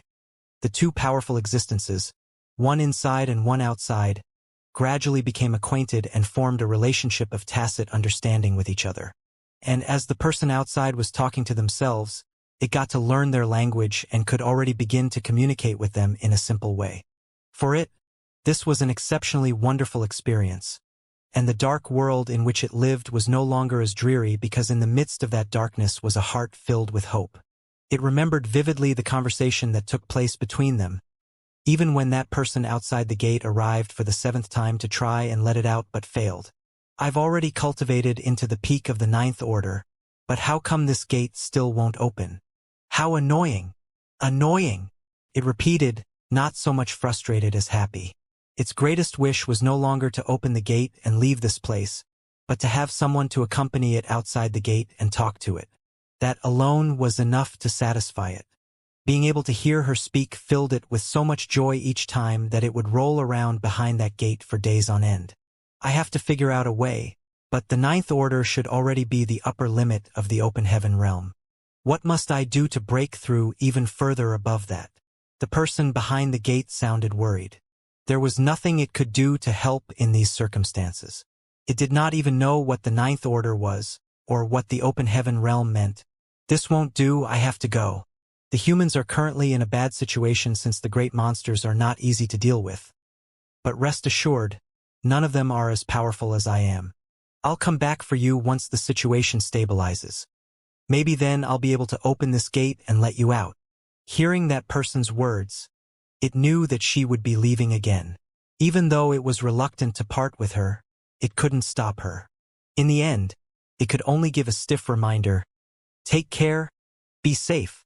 "I will," the person outside the gate answered gleefully. The final wait felt unbearably long, seemingly lasting much longer than the times before. So, it kept waiting at the gate, making some noise from time to time as if afraid that that person would not notice its presence when she arrived. Eventually, that person came. Listen, the world is such an amazing place. There's actually a thing called the universe furnace, and it appeared out of nowhere a few years ago, and I went inside. There was a really, really long river in there, and I have no idea where the source is or where it ends, so I call it the infinite river. What's a river? It asked. A river. It's hard to explain, but once you come out, you'll know if I bring you there. Besides the river, there were also big mountains. Oh, what else? Then, I emulated the infinite river and refined a long river of my own, but it was still a far cry from that infinite river. Still, I am now much stronger than before, and I have a very strong feeling that I will be able to open the gate this time. And so, it responded, you say that every time you come here, but then you fail every time. The person outside sounded disgruntled. Wow, you've actually learnt to insult me. That makes me mad. No, I wasn't trying to. It felt guilty and apologized in a panic. The person outside the gate giggled. The sound of her laughter sounded even better than before. I was just kidding. You're so gullible. After making sure that she wasn't really angry, it finally felt at ease. All right, I'm going to open the gate now. So stand back, or I might accidentally hurt you, said the person outside the gate. And so, it moved away from the gate as it was told, and the next thing it knew, the tightly closed gate began to rumble and shake even more violently than ever before. It was sure from this that the person on the other side had indeed increased their strength greatly and became much stronger than previously. This also helped to give it more confidence in that person, thinking that there might actually be hope of the gate opening this time. Hope came quickly, and with the violent movement outside, the gate that had been tightly shut all this time parted to either side, gradually revealing an opening. When the light from the outside pierced through the darkness, it couldn't help but lose itself for a moment, staring in awe at the light that it had never seen before with both mind and body trembling. So this was the legendary light. Even a being born in darkness like it had an innate yearning and thirst for such light. Just this ray of light taught it that the world outside was countless times more exciting than the place where it was born. It won't open any more than this? The person outside the gate yelled in a strained voice. This is the limit. Quickly, get into my space-time river. I'll pull you out. As soon as she spoke, a great river came tumbling through the opening, pouring into the endless darkness. It dared not hesitate and plunged headlong into the river.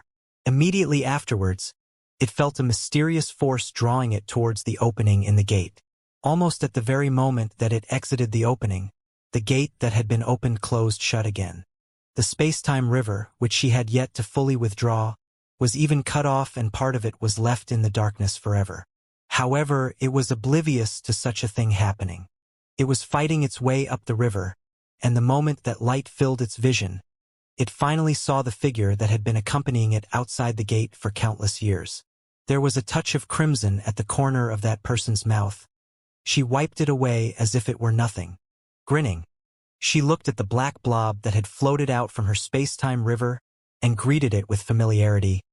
Hello, we meet at last. Speaking of which, I haven't asked for your name yet. My name is Mu, what's yours? It would never forget their first meeting.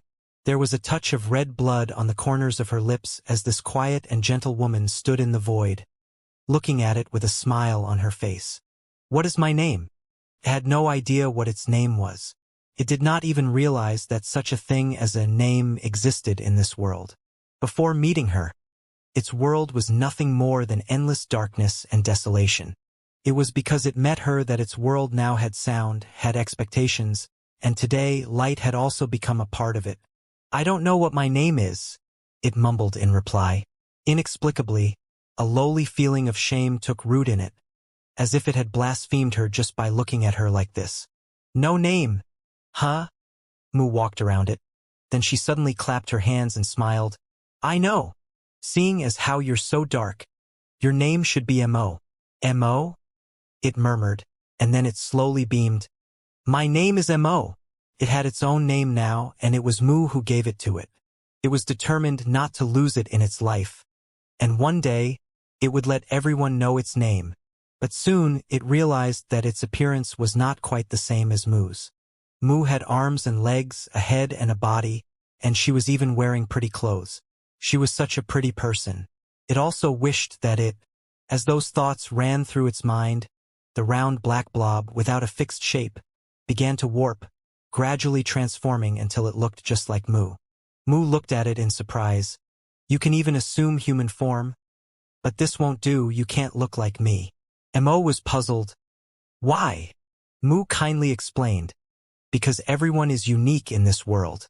Mo didn't quite understand, but if Mu had said it, then it must be true. It was a shame that it couldn't look like her. She definitely had the most beautiful appearance in this world. It thought to itself. Then what should I look like? Mo asked. Just the way you were is good too. After a pause, she added. But if you have to assume human form, then why don't I give you a hand? With what? Changing your appearance? Mu reached out her hands and pounced on it with a teasing grin on her face. Then she began to rub and shape it. Mo did not resist, allowing her to do as she pleased. Mu worked for quite a while before taking a few steps back and studying Mo carefully, after which she nodded in satisfaction. There, that'll be your look. Mo held out its hands and spread them out in front of itself, feeling confused as it looked at its small hands. Seeing its confusion, Mu took the initiative to explain. This is what my brother looked like, but he died when he was very young, so you can take his form from now on. Okay. Mo responded obediently. Mu then looked up at the profound source gate again and rushed over to it with excitement. This gate is a treasure. It ate a part of my space-time river, so I'll have to take it with me. She then turned to Mo. This is the door to your home. Do you still want it? Mo waved his hand. I don't want it, you can have it. Who would even want such a thing? Mu nodded. In that case, I won't stand on ceremony. The space-time river was summoned again and wrapped itself around the strange gate. Perhaps because a piece of her space-time river was left inside the gate. This time, Mu was able to collect it with ease. Let's go. Mu beckoned Mo and led him away into the distance. On the way, Mo asked the question that was on his mind. Mu, what is death? Death. If a person dies, then we will never be able to see each other again, and that person will only live on in the memories of others. What is a little brother? Well, it's a sibling born from one's parents. Then, am I your little brother? Yes, you'll be my little brother from now on. You're my little brother, too. That's not right. I'm your big sister. Sixth sister, to be exact. What is a big sister? A big sister is a sibling born from one's own parents. But isn't that what a little brother is? Hey, listen, a little brother should speak less because if he talks too much, his mouth will glue shut and he'll never be able to open it again. Shocked, Mo covered his mouth in a panic. Mu, where did this little friend come from? This is the one I told you about, the one who was shut behind that strange gate. You got him out of there? A crowd of people surrounded Mu and Mo, their eyes filled with scrutiny and curiosity. Mo clung to the corner of Mu's clothes and hid behind her. It had never known that so many people existed in this world, and that they all looked different. It was no wonder why Mu said that everyone was unique. Little friend, what's your name? Someone asked. Mo shook his head and did not answer, a timid look on his face. The speaker asked with pity in his voice. Is he mute? Mu laughed. Of course not. The child is just a little shy. There is something odd about this boy. I've never seen that power inside his body before. Mu, do you know what you've rescued? I'm not sure. But it was too pitiful to see him trapped behind that gate all alone. I couldn't just leave him after I discovered him. I just hope you know what you're doing. Rest assured. With how weak he is, he can't do much even if the power inside his body is a little strange. I'll keep an eye on him. That's good. Right now, the great monsters are running amok and our people are in a tough spot. We can't afford to deal with any more trouble. It was Mo's first time meeting someone other than Mu, and after a brief conversation with them, he was led off to rest by Mu. In the days that followed, they slowly came to know each other better, and it became clear that Mo was no mute. Mo had also figured out the relationship between these people and Mu. The 10 of them had such a close bond that they called each other siblings. Mu was ranked 6th out of the 10, which was why Mu asked him to call her 6th sister on the way here. As he was the youngest, he was affectionately called Little 11th by everyone. Mo also finally figured out what a big sister and little brother was. It even witnessed death. In those days, the great monsters of the early ancient era were committing atrocities all across the land, and the human race chose to stand up to them. Thus everything under the heavens was put under a constant baptism of blood and war. It was not known just how many humans had thrown away their lives in those battles. For a being who had been locked behind a gate all this while, it was a great shock for Mo to suddenly see such an unimaginable scene. Because of Mu, it began to think of itself as a human, and as it watched Mu and the 9 others busying about, it too wanted to help. It wanted to kill those early ancient era great monsters and give the humans a peaceful place to live. Mo began cultivating, but the human race's open heaven realm method did not suit it at all, and no matter how hard it tried, it could not raise its cultivation. That was until one day it unwittingly felt the power surging deep inside the bodies of some of the humans, and almost instinctively, it drew that invisible and formless power into its body, refining and absorbing it. It actually felt as if it had grown a little stronger. Mo was both pleasantly surprised and horribly terrified by this discovery. It was pleasantly surprised to have found a way to cultivate, but also terrified because it had never heard of this kind of cultivation before. It went to look for Mu at once to ask for clarification. However, Mu was out fighting at that time. By the time she returned, it was several dozen years later, and Mo had grown significantly stronger. Mo could not forget the joy on Mu's face. How happy she was that it became stronger. The words that reached its mouth were stuck there. But Mo suddenly realized that this was not so bad. As long as Mu was happy, what else mattered? Having found the right path to cultivate, Mo's strength soared by leaps and bounds. One day, it would finally become strong enough to step onto the battlefield. Mu did not give it any preferential treatment just because of who it was, and Mo simply participated in its first battle against monster race as the most ordinary of human soldiers. After all, Mu was one of the 10 commanders of the human race of that era and had more important things to do than babysit. It was impossible to keep Mo by her side and watch over it at all times. During Mo's first battle, the army that it was in was ambushed by the early ancient era's great monsters and torn to pieces. The casualties they suffered were severe. Mu rushed to provide support when she received the news, but by the time she reached the battlefield, the fighting was over.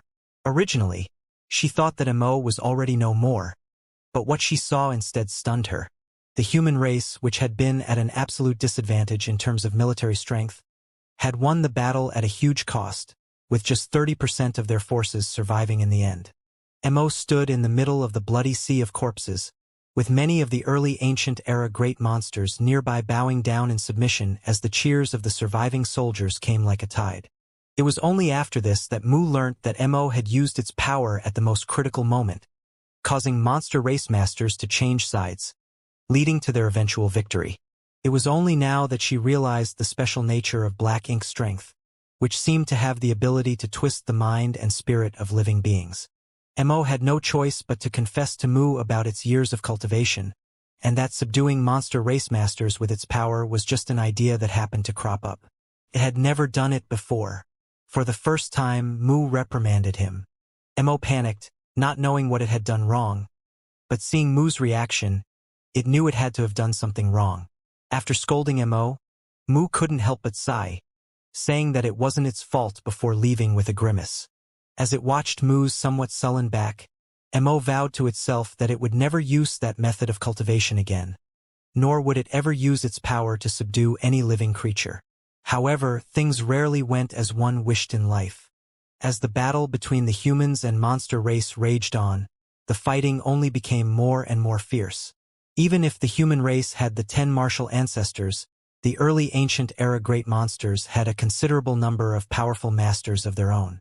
Things were looking increasingly dire for the human race, and there were even many who had submitted to the monster race, willingly becoming their slaves in order to survive.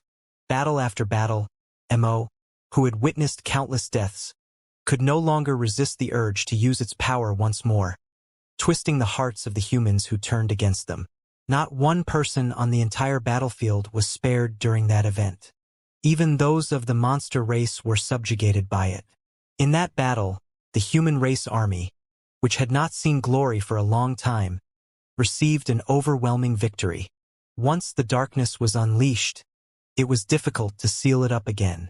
While the 10 martial ancestors were fighting against the early ancient era great monsters at the forefront of the battlefield, Missouri subordinated batch after batch of helpers, leading the human race at the back and obtaining victory in every battle. As time passed, it became stronger and stronger. Mo had achieved what it vowed to do back then, to spread its name and make itself known to all of the humans. There was not much that it wanted from this. Mo just wished to end this war as soon as possible.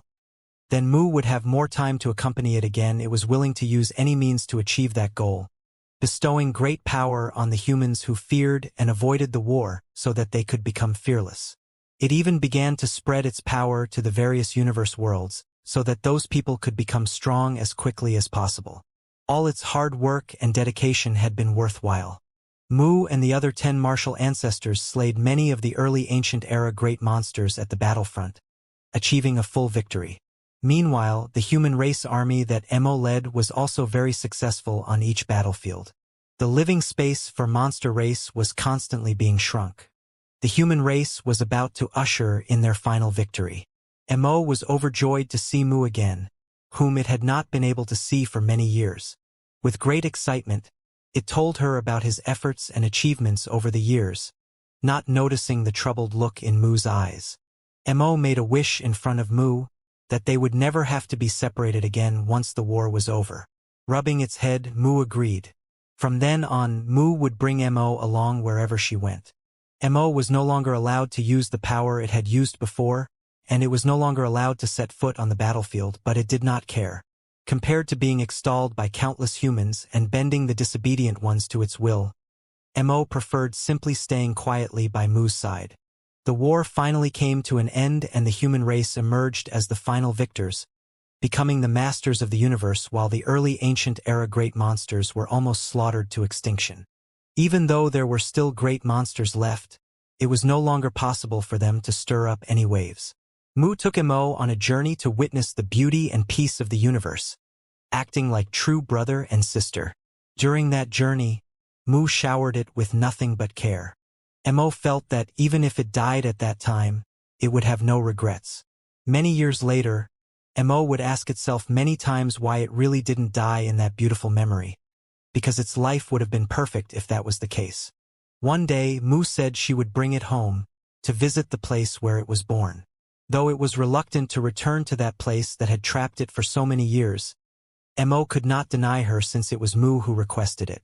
The two of them traveled together, returning to that ancient land. The other 9 big brothers had already arrived and were waiting for them. After Mu led Mo there, it keenly sensed a massive array being activated, sealing the void in all directions. Mo did not understand what was going on, until Mu told him the truth. Mo never would have thought that Mu would one day trick it like this. Shock, anger, resentment, all sorts of complicated emotions overwhelmed it. The reason Mu led it here was just so they could suppress and seal it here again, and that last journey would be its final fond experiences. Mo's heart felt as if it had been stabbed.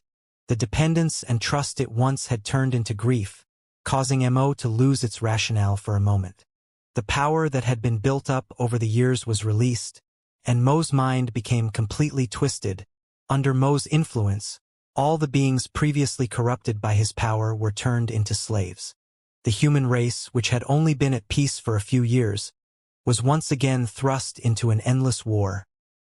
Inside the small house, Mo sighed faintly as its small figure grew rapidly, transforming into a handsome young man with delicate features in the blink of an eye.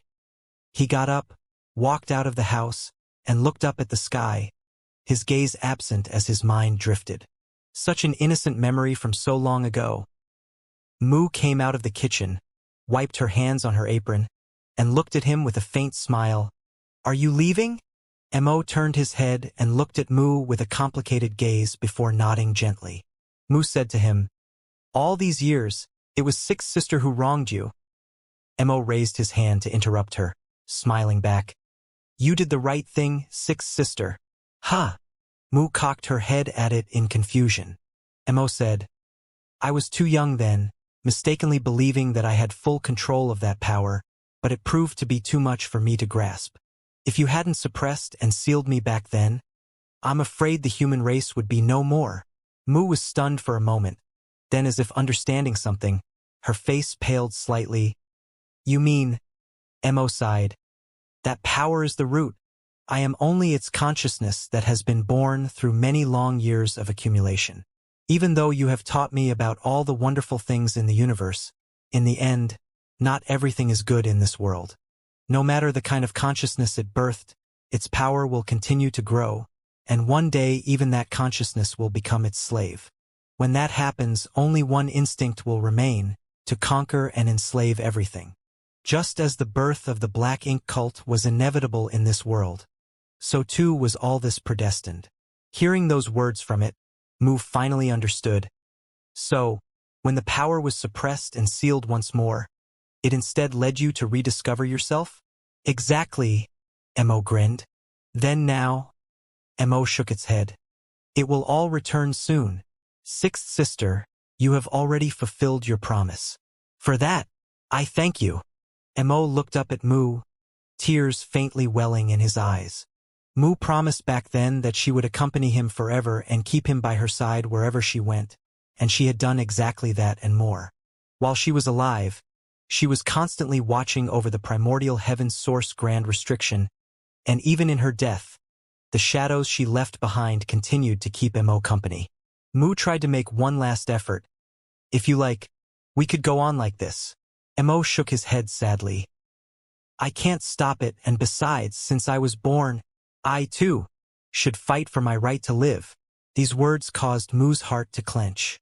Every living being had the right to live since birth, to pursue the good things in life, but what if the existence of this being was in itself a sin? Mo looked at Mu with a deep gaze, as if he wanted to brand the figure before him into the deepest part of his mind, into his life, never to be forgotten. He then murmured softly, "Besides, a world without Sixth Sister no longer needs to exist." Mo opened his arms as if to embrace the entire world. Winds rose and clouds surged. A black ray of light suddenly descended and entered Mo's body, causing his aura to swell explosively. This was followed by a second, then a third. All the inhabitants of Dawn City looked up in shock, only to see an endless stream of black light coming from nowhere in the sky, falling incessantly towards a certain spot in the city where a terrifying aura was surging. The inside of the holy temple of the light spirit religion was a chaotic mess. The Order Lords wanted to go and find out what was going on, but they could barely even move their bodies when they felt that terrible power. Everyone's eyes were filled with horror. The turbulent wind blew the small house down, but Mu stood still, completely untouched as Mo had enveloped her in a force that was protecting her. Oh! In the 2639th world, Xianxia managed to repel the attacking black ink disciples together with Mu's shadow, but not without difficulty. Just as he was about to use the profound source gate to suppress and seal Mo's source piece, the seal opened by itself before he could even act, and the piece inside turned into a black light that rushed into the sky, disappearing in the blink of an eye. This? Xianxia looked on in astonishment at what had just happened. Mu's shadow paled and she raised her hand, pressing her palm against Xianxia's chest before urging, "He is woken up. Quickly go to the primordial world. That is the source of my power. Find the shadow I left there and she will tell you what to do." Mo has awakened. Despite knowing that this would happen, Xianxia could not help but feel his chest tightening when the time finally came. Was it finally time to face the strongest existence in this universe? Xianxia then silently comforted himself. Somewhere between 30% and 40% of Mo's source should be suppressed and sealed, so in other words, its black ink strength had also been weakened by that much. Even so, was there anyone among them who could be a match for Mo? If there was no way to defeat Mo, then all their previous efforts would be in vain. It was too late to ask any more questions though. So under the pull of Mu's power, he disappeared in a flash of light. By this time, the battle outside the primordial heaven's source grand restriction had subsided.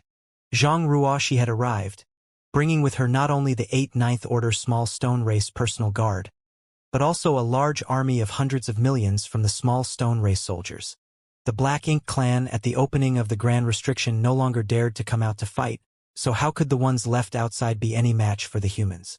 The small stone race regiments cut through the battlefield one by one, firstly dividing the Black Ink clan army before gradually pecking away at their forces.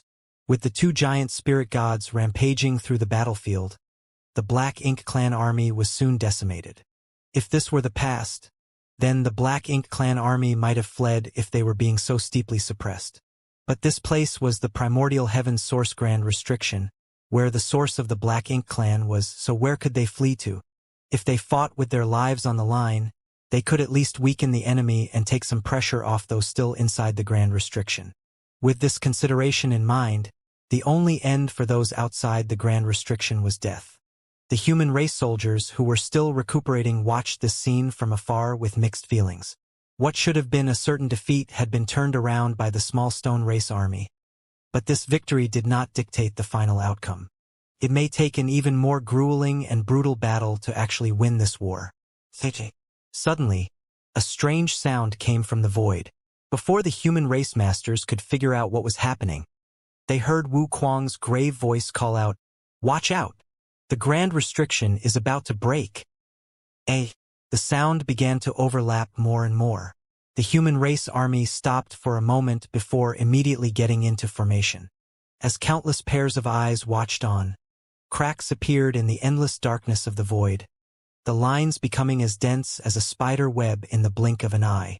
A figure had also emerged from somewhere in the grand restriction, hurriedly moving towards the human race army. It was Wu Kuang, who had been standing guard at the grand restriction for thousands of years.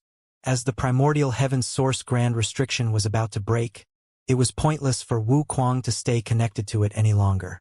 In fact, he would even have to suffer the backlash if he remained. So, the moment he realized that the situation was irreversible, he left the grand restriction as soon as possible. With this, he could at least ensure that he would not be injured. As for Yang Kai, who still remained inside, he was no longer able to provide much help to him regardless. What caught the attention of the many Ninth Order masters, however, was the aura that Wu Kuang was displaying at this moment. Wu Kuang's existence was known only to a few human race masters. They knew that he was sent here by Yang Kai to guard the primordial heaven's source grand restriction, but no one knows how strong he was, not even Yang Kai. After all, when he sent Wu Kuang here, he was only in the 7th Order open heaven realm. Even though he later broke through to the 8th Order and then the 9th Order, no one had any close contact with him, so they could only speculate on his strength. At this moment, Wu Kuang's strength was finally revealed to the world. He was at the peak of the 9th Order. He was even stronger when compared to Xiao Xiao and Wu Qing, the oldest veteran masters of the human race. In the situation they were facing, having another peak 9th Order master would be of great help. However, something unexpected happened before the humans could even rejoice. Wu Kuang's departure from the grand restriction sped up its destruction. Even more cracks appeared, and soon, the primordial heaven's source grand restriction, which had persisted for millions of years, shattered like a broken mirror. Glowing dots of light filled the void, and as the light dissipated, boundless black filled one's vision. The blackness seemed to possess a life of its own, writhing and rolling as the auras of an uncountable number of beings could be felt inside of it. Before the grand restriction broke, the Black Ink clan could only leave through that one opening, so even at the height of the Human Crusade Forces crisis, not too many Black Ink clan reinforcements could get out at once. This allowed them to maintain a degree of control over the situation. But now things have changed. With the complete destruction of the grand restriction, all of the Black Ink clansmen hiding inside of it were instantly released. No one had any idea just how many Black Ink clansmen were still hidden in that abyss of darkness. The only thing that the humans could feel glad about was the fact that they had killed many of the Black Ink clan masters before, which relieved some of the pressure they had to face at this moment. The human race army waited with bated breath, but to their surprise, Not a single black ink clansman emerged from the sea of black ink strength even after some time had passed. They seemed to be fearful of something. Soon, the human race masters realized what it was.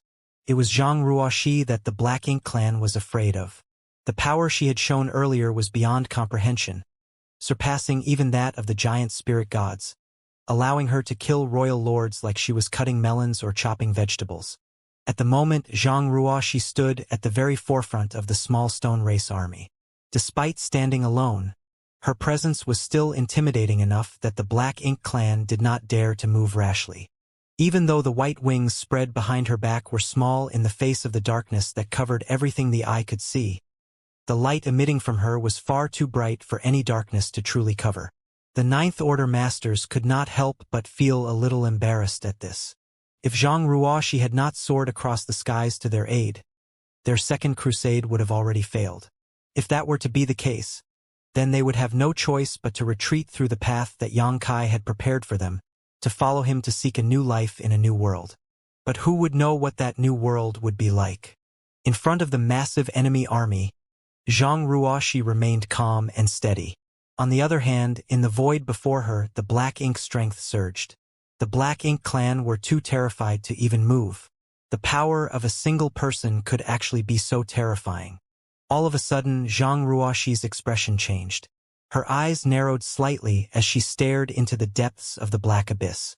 Seemingly noticing something, her wings flapped behind her, and she turned into a stream of white light, instantly disappearing into the sea of darkness.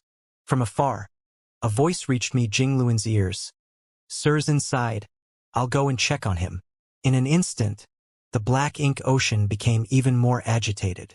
It was clear that Zhang Ruoxi was not merely going over to check out the situation. Inside the void that was filled with all the Black Ink clansmen, she couldn't reach Yang Kai without cutting a bloody path through them. In the primordial world, the aftermath of the chaos in Dawn City was still lingering. Just now, everyone saw a figure at the edge of the city soaring into the skies before disappearing without a trace. And after that person disappeared, the black lights that fell from the sky also disappeared. Even though the unusual phenomenon was gone, the panic it caused would not ease for some time. The Saintess and Li Fei Yu looked in that direction together, a pondering look in their eyes. They knew that the first Saintess lived in seclusion at that location, and they had a sneaking suspicion that what they saw was related to her. Shortly after Mo departed, Yang Kai returned to this place, drawn by the power of Mu's shadow. The first thing he saw was Mu, who was standing in front of the small house. "Senior," Yang Kai shouted. Mu turned to look in his direction, seemingly expecting him. "You're here. Where's little 11th? Yang Kai looked around, though he had a vague guess when he did not see his small figure around. "Sure enough," Mu replied. "He has awakened, and the sealed source pieces have all returned one after the other. This universe world cannot withstand his power, but he was unwilling to destroy it, so he has left my space-time river already." Yang Kai nodded lightly. "I understand. The final battle was upon him, and he had done all that he could. Whether they won or lost would depend on the final fight. Senior, since Mo has awakened, it is time for me to go. The power that the human race has at this time may not be enough to hold him back, but we will do our best. The last shadow of yours I met told me to come back and see you, and that you would show me the way forward, so I hope that Senior can enlighten me." "You have already found your way forward." Mu looked at him with a smile in her gaze. "Ha!" Yang Kai did not understand. "You've chosen the same path that I have," Mu added. Yang Kai was thoughtful. Condensing 10,000 grand das in one's own body and manifesting the space-time river? Mu nodded lightly. "As I told you before, everyone has their own space-time river, which starts flowing from the day they are born and ends at the day they die. However, since the start of time, few have been able to manifest their space-time river. I was the first, while you are the second." Saying so, she suddenly asked Yang Kai a question. "The open heaven realm method cultivated by the human race is flawed. You must have noticed, yes?" Yang Kai nodded. "The Ninth Order is the limit of the open heaven realm method, but I had a vague feeling that the Ninth Order open heaven realm is not the end of martial Dao. There should be a higher realm above the ninth order, above the open heaven realm. There is indeed a higher realm above the ninth order. Mu gave him an affirmative answer. Yang Kai was astonished. Has Senior reached it? Embarrassedly, Mu shook her head. If I had reached it, the human race would not be in this predicament today. Even though I have not reached it, I did touch upon it. Yang Kai could not help but praise her in his heart, as expected of the strongest among the martial ancestors. Song told him back then that the martial ancestors were still only in the ninth order, but they were stronger as they had gone further along the path. It was just that they had still yet to leave the bounds of the open heaven realm. However, Mu told him today that she had touched the profound realm above the open heaven realm. Even if she had only touched it and not reached it, it was still an extraordinary achievement. Mu recalled an old memory and slowly began. The open heaven realm method was born out of necessity at a time when the human race was in a difficult situation. The early ancient era great monsters were rampaging throughout the universe, and without the open heaven realm method, the human race would have been nothing but food and slaves for them. During that time, the heavens were quietly beginning to favor the human race, so it devised a way out for them, the open heaven realm method. Only with it can the human race give rise to a constant stream of masters, which gave them the capital to contend with the early ancient era great monsters. However, even the heavens have their selfishness. For example, the primordial world. Once one's cultivation surpasses the immortal Ascension realm, they would receive its repulsion and hostility. That is the selfishness of the primordial world. One can also see it as its instinct for self-preservation. The universe is not unchanging as its blessings were first concentrated on the divine spirits before moving to the early ancient era monster race, then finally to us, the human race. Over time, the three races became the favored of the heavens and were given the right to dominate all beneath it. She turned to Yang Kai. Why do you think this happened? Yang Kai pondered for a moment. If one race becomes too powerful, then they are no longer fearful of the heavens, and once the power they hold becomes strong enough to oppose it, it creates a sense of crisis in the heavens. Hence, there will be a transfer of its blessing. He had considered such a thing before, so he was able to give a quick answer to Mu's question. Mu nodded. Precisely. The universe lives, and it has its own will. Principles are a part of its will, but it is not the same as us living beings. It is above us as all beings are under its will. If any power that surpasses its control were to come to be, it would move to remedy the situation, but it does not take action itself, and it certainly does not have the power to do so. So, it uses the power of other beings to restore order from chaos and ensure that everything remains on the predetermined path. This is reflected in history from long ago, when the early ancient era monster race overthrew the divine spirits, and when the human race freed itself from the slavery of the early ancient era monster race. But Senior, what does this have to do with my path? Yang Kai looked perplexed. Mu continued, naturally it is all related. Because the open heaven realm method was a gift willed by the heavens, it is also a kind of shackle. It is impossible to break free from these shackles of the open heaven realm method by using the open heaven realm method. In fact, there is only one place in existence that the heavens cannot cover, and everything that happens and is obtained there is not under the control of the heavens. Yang Kai's eyes lit up and he blurted out, the universe furnace. He could just about understand what Mu was getting at now. I've never understood what the universe furnace is, but it is definitely a place beyond the heavens' influence, Mu asserted. Yang Kai thought to himself, of course the heavens can't interfere with it because the universe itself was created inside the universe furnace. It could even be considered the origin of the heavens. He had coincidentally seen the true face of the universe furnace and witnessed the process of it taking in chaos and splitting heaven and earth apart. He wanted to discuss all this with Mu, but time was running out and he could not figure out a way to explain everything in a timely manner.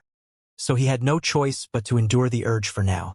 You and I have ventured into the universe furnace, and we have seen the infinite river that flows through it, which led to us condensing our own space-time rivers. Mu turned to Yang Kai. The space-time river is your path forward. The space-time river is my path forward. Yang Kai pondered. Senior means to say, The reason why I have placed a barrier outside of my space-time river is because I knew no one other than those who have also condensed their own space-time river have the power to save the universe. For those who do not have that ability, it would not benefit them in any way even if they found my space-time river. Since that is so, it would be better to cut off the hope for those who approach sooner to avoid them having to go through even greater despair later. Mu had hidden her space-time river in the primordial heaven's source grand restriction, and when Xianxia was brought to it under Wu Kuang's lead, he felt something blocking him when he tried to enter. However, he was able to pass through easily. He thought at first that it was because of his identity as a human, but it was only later that he discovered this was because he had also condensed his space-time river. If not for that, no other human would have been able to enter this place, not even if they were in the ninth order. To the humans of the primordial world, the so-called Holy Sun was the savior of this world, but the savior that Mu spoke of was someone who could save the 3,000 worlds. To defeat Mo, the strength of the ninth order open heaven realm alone is not enough. Mo can only be defeated when someone who can break through the shackles of the ninth order and reach the next realm, a realm which I was only a step away from reaching. Xianxia hurriedly asked, "So what is the next realm? Why was Senior unable to make that breakthrough?" Mu laughed bitterly before looking at him. "As for what exactly the next realm is, even I am not sure. But as for why I did not manage to reach it, it is because my space-time river is incomplete." Xianxia could not help but become lost in thought, recalling the wide and beautiful river that he saw before. Even that massive river is incomplete? Then what should a complete space-time river look like? In the first place, what makes hers incomplete? And what sort of problem did she encounter for her space-time river to remain incomplete? Is there no way to fix it? Xianxia asked. Logically speaking, the space-time river was a condensation and manifestation of one's comprehension of 10,000 Dao strengths. Even if it were to be damaged in the midst of an intense battle, there should be a chance for it to recover as long as the foundations of one's grand Daos remained. The only possibility that would lead to the complete inability for the space-time river to be recovered was if the foundation of one's grand Daos got destroyed. Mu shook her head. It is not possible to fix. Long past memories tumbled around in her mind, leading her to recall the events of that day, and the corners of her mouth could not help but lift up into a smile. When the profound source gate cut off a section of her space-time river, she did not think much of it then. She was immersed in her joy of finally rescuing Mo from behind that closed gate. She originally thought that she only needed to open the door again to retrieve that part of her space-time river. Who could have expected that when she did open the profound source gate, that there would be nothing behind it, only an endless pool of desolation and darkness. But even then, she had not realized the severity of the problem. Not until her space-time river continued to grow and her cultivation became more robust. When she tried to break through to the next realm, it was then that she helplessly realized that the damage to her space-time river had cut off all her hopes of taking that final step. If that incident had not happened back then, she should have already broken through the confines of the open heaven realm and reached that mysterious realm. Did she regret it? Not once. She only blamed herself for not teaching Mo properly when she saved him from the profound source gate. By the time she found out about what happened later, the situation was already too far gone to be salvaged. And compared to that, it was not as if she was completely without any harvests. If the profound source gate had not devoured a part of her space-time river, she would not have been able to refine it so easily. It was one of the most profound, innate, supreme treasures, after all. As she dispelled the memories from her mind, Mu withdrew her smile and looked seriously at Xianxia. You have already set foot on the path, and you will reach the end point sooner or later where you will have to open up the new way forward, but not much time is left for you now. I hope that you can achieve what I failed to back then. At once, the pressure that Xianxia felt weighing on him was like a mountain, but he still gave a firm answer. Junior will try his best. Mu smiled and walked up to him. Just like the other shadows that Xianxia encountered in the many universe worlds, she gently pressed her hand to his chest. Go! Put an end to it all. The human race has suffered since the late ancient era until now. As the favored children of heaven, It is time for us to have our own peaceful world to live in. The reason why Xianxia came back here was because the previous shadow had sent him here, but after talking for so long, Xianxia still did not get a clear answer from Mu. What did he have to do in order to defeat the current MO?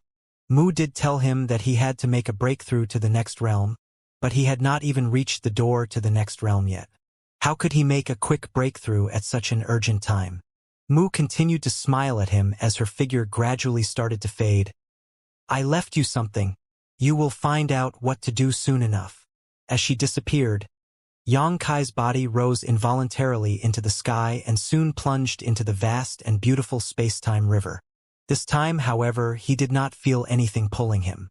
He had traveled across about 90% of the 3,000 universe worlds in order to suppress and seal the pieces of Mo's source, and he had succeeded in sealing more than 1,000 of them.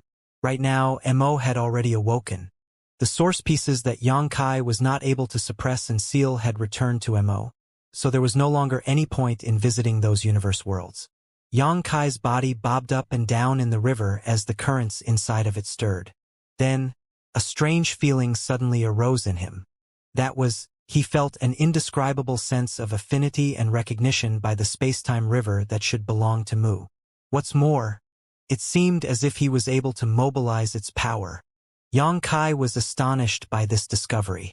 This was, after all, Mu's space-time river, the culmination of her lifelong cultivation.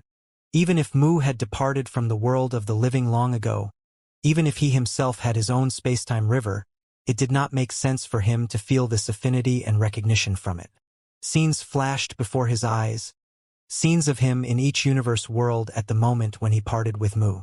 Whether Xianxia managed to seal the source pieces or not in each universe world, as long as Mu's shadow still existed, he had not failed to find her and bring her away with him because he was unwilling to see the senior who had fought alone for countless years continue to wait and suffer endlessly. The way he brought her away was through taking the last shreds of energy from her shadows into his own body. Each one was a moment in Mu's lifetime. Mu had divided Mo's source into 3,000 pieces, suppressing and sealing them in different universe worlds, and she had also separated herself into the same number of shadows in order to remain by the source piece's side. Every person had their own space-time river from the moment that they were born, and it ended at their last breath. Each shadow injected the last of their strength into Xianxia's body, which was equivalent to granting Mu's existence, during the time used to conceive the shadow to Xianxia. During this long journey, the number of shadows that Xianxia had encountered was over 2,000. In other words, out of Mu's many shadows, he had gained the recognition of at least 70% of them. Xianxia finally understood what it was that Mu had left him. She had left him her own space-time river. With the approval and acknowledgement of most of its owner, Xianxia could now refine her space-time river and use it for himself. This was Mu's last resort, as well as her final gift. A tidal wave of grief crashed over Xianxia, overwhelming his entire being. However, he had no time for sorrow. Mo had awakened and escaped, so the human race was in danger of being annihilated at any moment. He had to receive Mu's gift as soon as possible and strengthen himself. However, Xianxia was acutely aware that despite all of the hidden hands that Mu left behind, it was still not inexhaustible. She must not have thought about the problems with her own cultivation.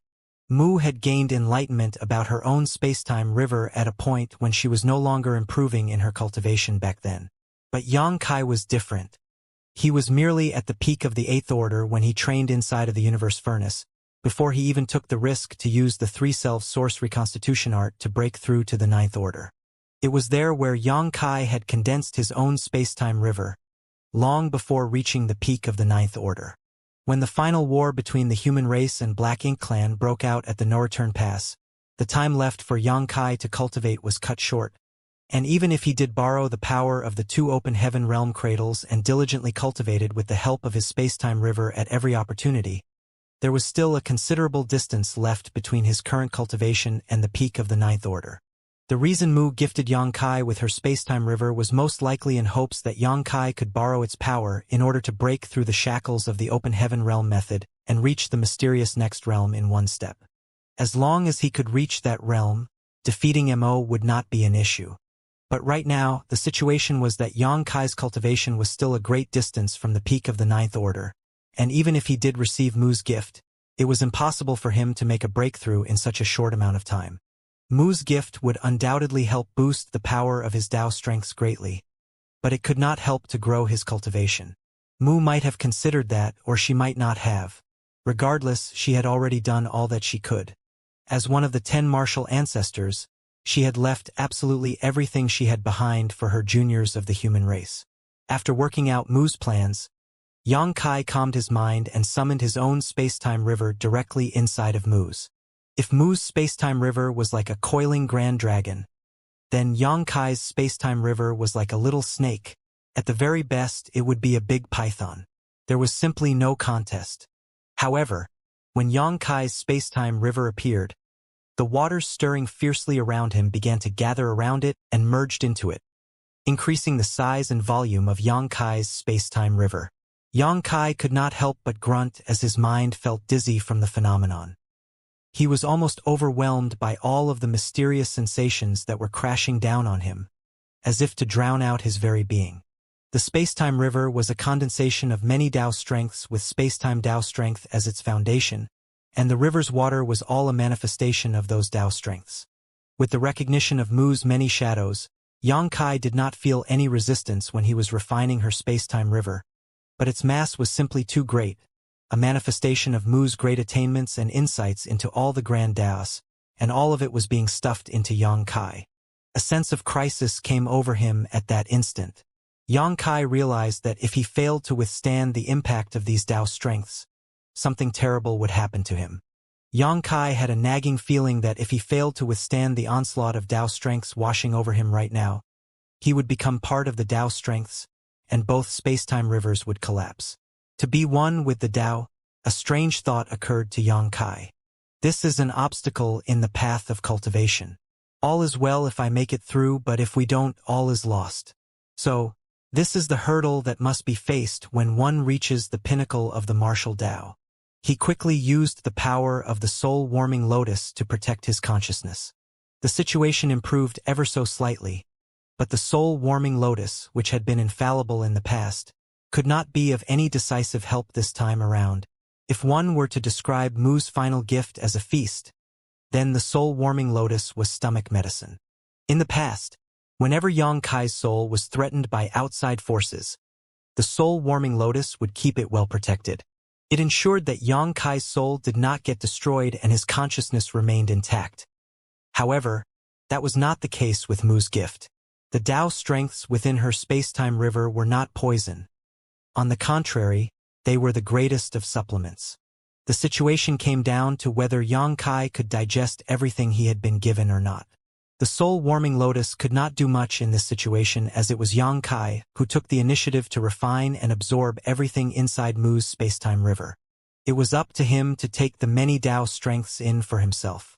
Yang Kai's space-time river, which had been like a snake earlier, was rapidly expanding. As it grew bigger, its speed of devouring and refining increased as well. A sudden surge of pressure made Yang Kai's skin split apart and blood poured out at once. It was hard for him to withstand everything with his current strength. Not daring to hesitate for even a breath, a sonorous dragon roar rang out and a massive dragon manifested. Now that Yang Kai had assumed his dragon form, the burden on his body eased a lot. However, the shining golden light of the divine dragon looked different now.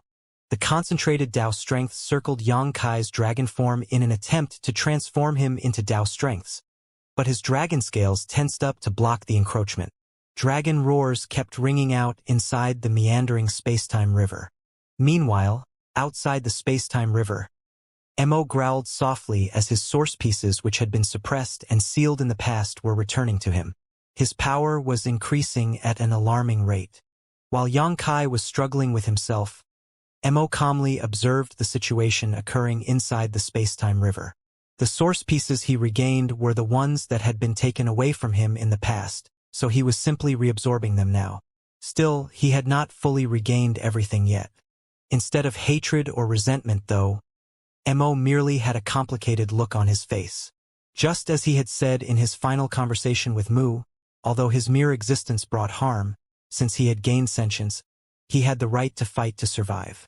It was not fair for him to be locked behind a door forever. Black ink strength was the root of his existence, and his consciousness had simply emerged from it. Even without Mo, something else that was similar would have come out of the darkness eventually. "I should thank you," Mo murmured as he cupped his fist lightly, reabsorbing all of the remaining source pieces.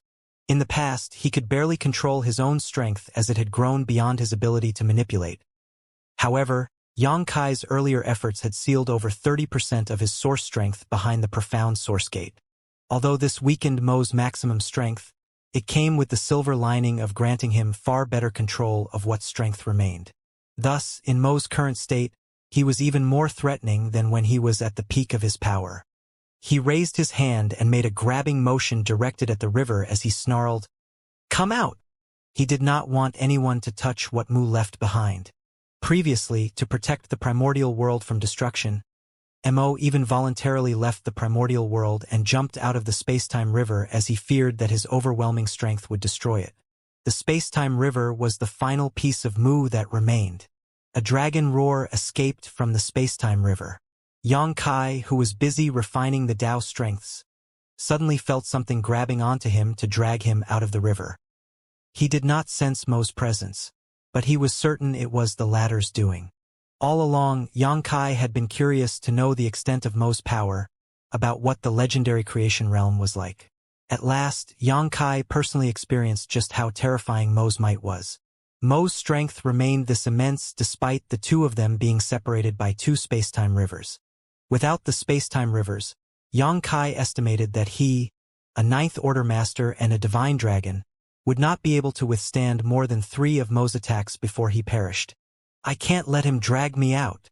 There was a chance for him to put up a fight if he remained hidden inside Mu's space-time river.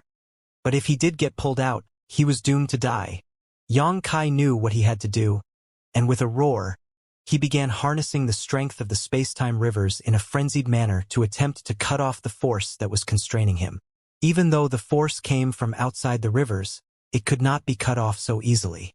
Furthermore, Xianxia could not wield his full strength in his present condition. His space-time river was busy refining the Tao strengths from Mu's river, and as the complex and mysterious mix of Tao strengths surged, much of his focus was diverted to protecting his soul to avoid being refined into Tao strengths himself. Both parties had their reasons for holding back, so for the moment it was a stalemate. Outside the river, Mo's eyes flashed with surprise. He did not think that Xianxia would be able to put up a fight, but he doubled down and called out impatiently, "Come out on your own, or else, I don't mind heading in myself." Mo did not want to destroy the final memory he had of Mu. He knew that some shadows of Mu remained inside the space-time river, so he wanted to preserve them. If he entered the space-time river, he was undoubtedly going to inflict irreparable harm and the shadows could very well be destroyed. This was not an outcome he could accept. However, all Mo received in response was even more ferocious dragon roars that came from within the river. Mo's eyes flashed with displeasure. "How stubborn! I'm giving you one last chance. I can promise you that once this battle is over, I'll give the humans a great territory where they can carry on living free of the corruption from black ink strength, which will never enter that great territory." This was the most it was willing to compromise. Mu was gone and the remaining humans no longer mattered to him. He was only willing to give the humans the space of a single great territory for their race to survive for the sake of protecting Mu's space-time river. "In your dreams!" The dragon roar exploded out of the space-time river.